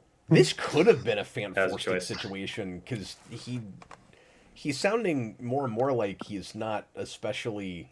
I don't know. I mean, I don't want to dog on people that I don't really know all that much about. But if he's doing that kind of stuff, that's pretty childish. And what's his face with Fan Forstick was pretty childish. Mhm. Help me out, Austin. I can't think of people's names. Oh, Josh Trank. Josh Trank, yeah. Thank you. Well, Josh Trank was the Jared Leto of Fantastic. But yeah, pretty immature. Anyway, I'll finish this. Hold on, because I was right in the middle of a sentence. He says, make it a smaller scale, like a heist, an assassination, a stealth mission, anything else besides killing a god. Also, let Deadshot actually do trick shots. That's a good point. He does a total of 1 in this movie, and the rest are straight shots to the head. Not impressed. Oh, look, a cat. Oh, that is an adorable cat. I think. Just the pussy we were looking for. Sorry, I'm kind of a cat person. I love the white stripe down the middle. She's beautiful. Is that a she or a he? That's a she. She's beautiful. Yeah, this is a kitten my niece rescued. Oh man, that's awesome. So. You guys have never seen my cat because she won't get up in my lap in a situation like this for any amount of time. Anyway, he was surprised. You're gonna love this. I was shocked by how many words they could fit on the screen to introduce characters. Austin, did you have any more on your end? Yeah, I have 3. So from I did Abbott too. Stark, I did too. he says favorite scene, the bar scene in Suicide Squad, as it feels like the sole character-driven moment in the entire film. Thing I would change, Suicide Squad feels to me like it doesn't know who the lead character is. I would either narrow the focus on either Deadshot or Harley Quinn, preferably Deadshot, as I really do not like Harley. Or dual protagonist, because it really feels like it wants to go there. Mm-hmm. Yeah, absolutely. And then for things that he would change, he said, or no, surprise by, sorry. He says, in Suicide Squad, I was surprised by how much I like the soundtrack outside of the licensed songs. I genuinely really like the track that plays as they're leaving the bar to head into the final battle. Yeah, there's not a lot of score. Yeah, I wasn't really picking up on it, but I mean, we were talking, so. Mm-hmm. Joe Turner, favorite scene when Captain Boomerang runs out of the bar at the first opportunity. Main thing you change about the and sorry I didn't gong these because we weren't able to read them early. So I don't know. There's some gongs. Main thing he would change about the movie: the editing. Everything moves a mile a minute and limits scenes to pure plot with no room for character, atmosphere, or anything of value. What surprised you most that a film could be this bad? Yeah, I have to. All right, Austin, go ahead. We'll just get these knocked out. So from Super Billy, his best thing is a toss-up between Deadshot's introduction and the bar scene. The things he would change is release the Snyder cut, the Ayer cut. Release the air snot. Exactly. And then the thing he's most surprised by is the strength of Jack Courtney's performance. A lot of people would agree with that. And he's fun. Sakib, what's your favorite scene? Probably the shootout with Deadshot. Main thing you'd change. I'd take out Joker completely. Leto sucks. And what surprised you most? How much of a mess it was editing-wise. So yeah, lots of consensus on the editing. Can you guys think of another superhero movie that anybody's ever talked this much about the editing of? The Sony movies. No. I was going to say Fantastic. Well, Fantastic, the editing gets noteworty because of the Sue Storm reshoot, Exactly, with the wig. yeah. That's true. Very noticeable. But Yeah. Madam Web and Craven. Very much. Madam Web, in the opening scene, we get revealed. It's revealed to us that Mama Web is pregnant through the power of bad editing. It's that's true. Magnificent stuff. Well, and actually, when you said Sony, I thought you were going to go to Amazing 2. Because that kind of has some weird editing. I immediately thought of Madam Web, so... Yeah, fair enough. Madam Web has my favorite scene in a movie last year where they're at a party and she struggles to open a Pepsi for 3 minutes in the background of a scene. Oh, my... And it looks like Dakota Johnson has never seen a can before. Well, and it's hilarious. It's hilarious that Leto was Morbius, because that means that he's been in 2 of these movies that we're talking about with probably weird editing. Yeah, that's true. What are you gonna say, Jason? And Madam Web has one of my favorite scenes because that's the one with the giant sign at the end, right? Remind me. Pepsi Oh sign, yeah, The Pepsi the sign, Pepsi yeah. sign, baby. You know, nothing about that movie sticks with me. No, it's Because it was set up and payoff. She couldn't open the Pepsi at the beginning. Yeah. The Pepsi sign killed ADR Man at the end. yeah, and it's the best I can't even talk about that Wait, movie anymore. I don't like. I've excised it from because my brain. that's also the movie where they go into the building with all the fireworks.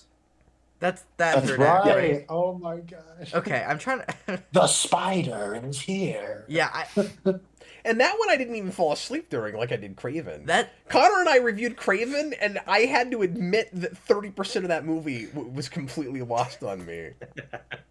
And I've seen Craven twice. What is I wrong went with down you? to Los See it Angeles. twice. Are you okay? I went down to LA to visit my brother, and then my brother, Rasco, and myself got like liquored told me up about at a this. Margaritaville, and then went to go see Craven. It And was I've funny. seen Madam Web twice. I gotta rewatch Madam Web. Okay, Justin Hayes, best scene. I have a real answer and a fake answer. The suit up scene at the base when they're just all getting ready while Eminem raps, and the flashback scene with Harley where Jared Leto got the idea to start his cult. You decide which is which. The thing he'd change, I actually think a lot of the plot would likely fall into place better if the villain was overhauled from the ground up. Editing, sure, but some of the awkwardness comes from editing around their terrible villain. And that all, like, everything about Enchantress feels tacked on at the 11th hour. And then he says, first watch surprise that critics didn't like it. I was 16. This was algorithmically produced for my brain at that time. As I said before, I got better. Thanks, Bag. Okay, do you have one more, Austin? Yes. So from John, he says his favorite thing is, "This is Katana. She's got my back." Things I'd change: make it an actual Suicide Squad movie. Things that surprised me: how bad it is. I'm still mad at John for not coming on the commentary tonight. I mean, I realized we had 5 people already, but I didn't think it was fair that John I knew was going to be around lurking, but he didn't have to actually suffer through this with us. Like, that's not fair. I think he should have popped in 40 minutes in and then This just is left. Like he could have Katana. been the Slipknot of our This is group, our John. little gang. This is He's got John. our back. His girlfriend's soul is in his katana. No, he should have just come in and then just be like, I'm not asking, bruh. I ain't asking, bro. I And want just say BET. like 2 things. Well, everybody in the comments is talking about the cult of the condom right now. I think that's when it's time to leave. That's when it's time to finish. The Condom up here. King. Connor, thanks for joining us, buddy. So Connor, I like I said, I know that you watched this and took some notes for it. Was there anything else that you really wanted to mention that you didn't get a chance to? No, I actually got around to a lot of it. I had a lot of fun talking about it. I'm sorry, there was actually a 4th 2016 terrible movie, Assassin's Creed. That one is also in a horse race. I mean, whew. But no, thanks for having me. I missed It was Assassin's great. Creed. It was a great time. I actually- it was like a nostalgic trip down memory lane because I was 20. I was like days away from turning 21 when this came out, and it was like Crazy. kind of formative for me.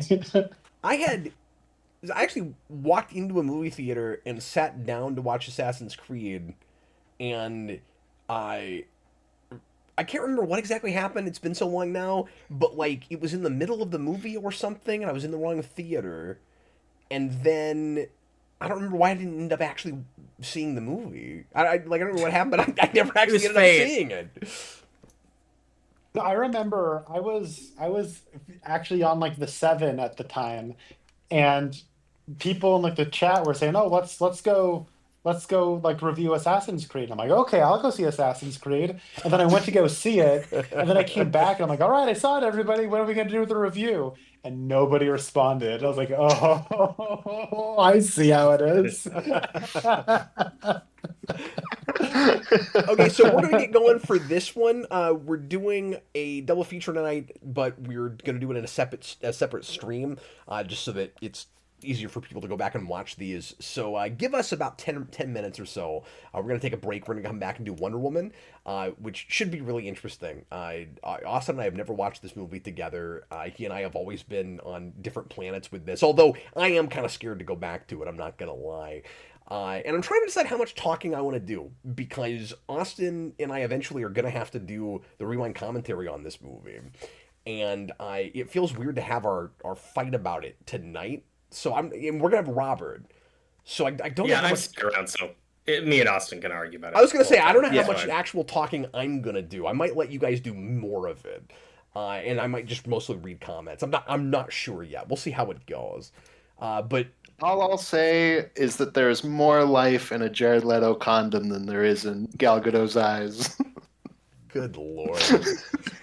I want to apologize to my 15-year-old son for all of that. And in the meantime, everybody that's not going to stick around with us, thanks for being here for this movie. But again, if you feel like staying up late and watching another one with us, feel free to do that. We're going to be doing double features for the rest of the week. So wish us luck. Tomorrow night we're doing 2 more in a row. So it's going to be crazy. But anyway, we'll see everybody else later. Thanks for watching, everybody. I was Captain Logan. We had Austin, as always. We had Konnor Nielsen. Konnor, thanks, man. I hope if you have a chance, you can come back for another one. And then we've got Jason, and we've got Robert Wild, who's going to stick around with Austin and I. We'll have our Stay evil, Dollface. We'll have our trinity for Wonder Woman. Yeah. Connor's gonna go watch some BET after this. Oh, no. Like, Thanks, guys. Goodbye, everybody. Goodbye.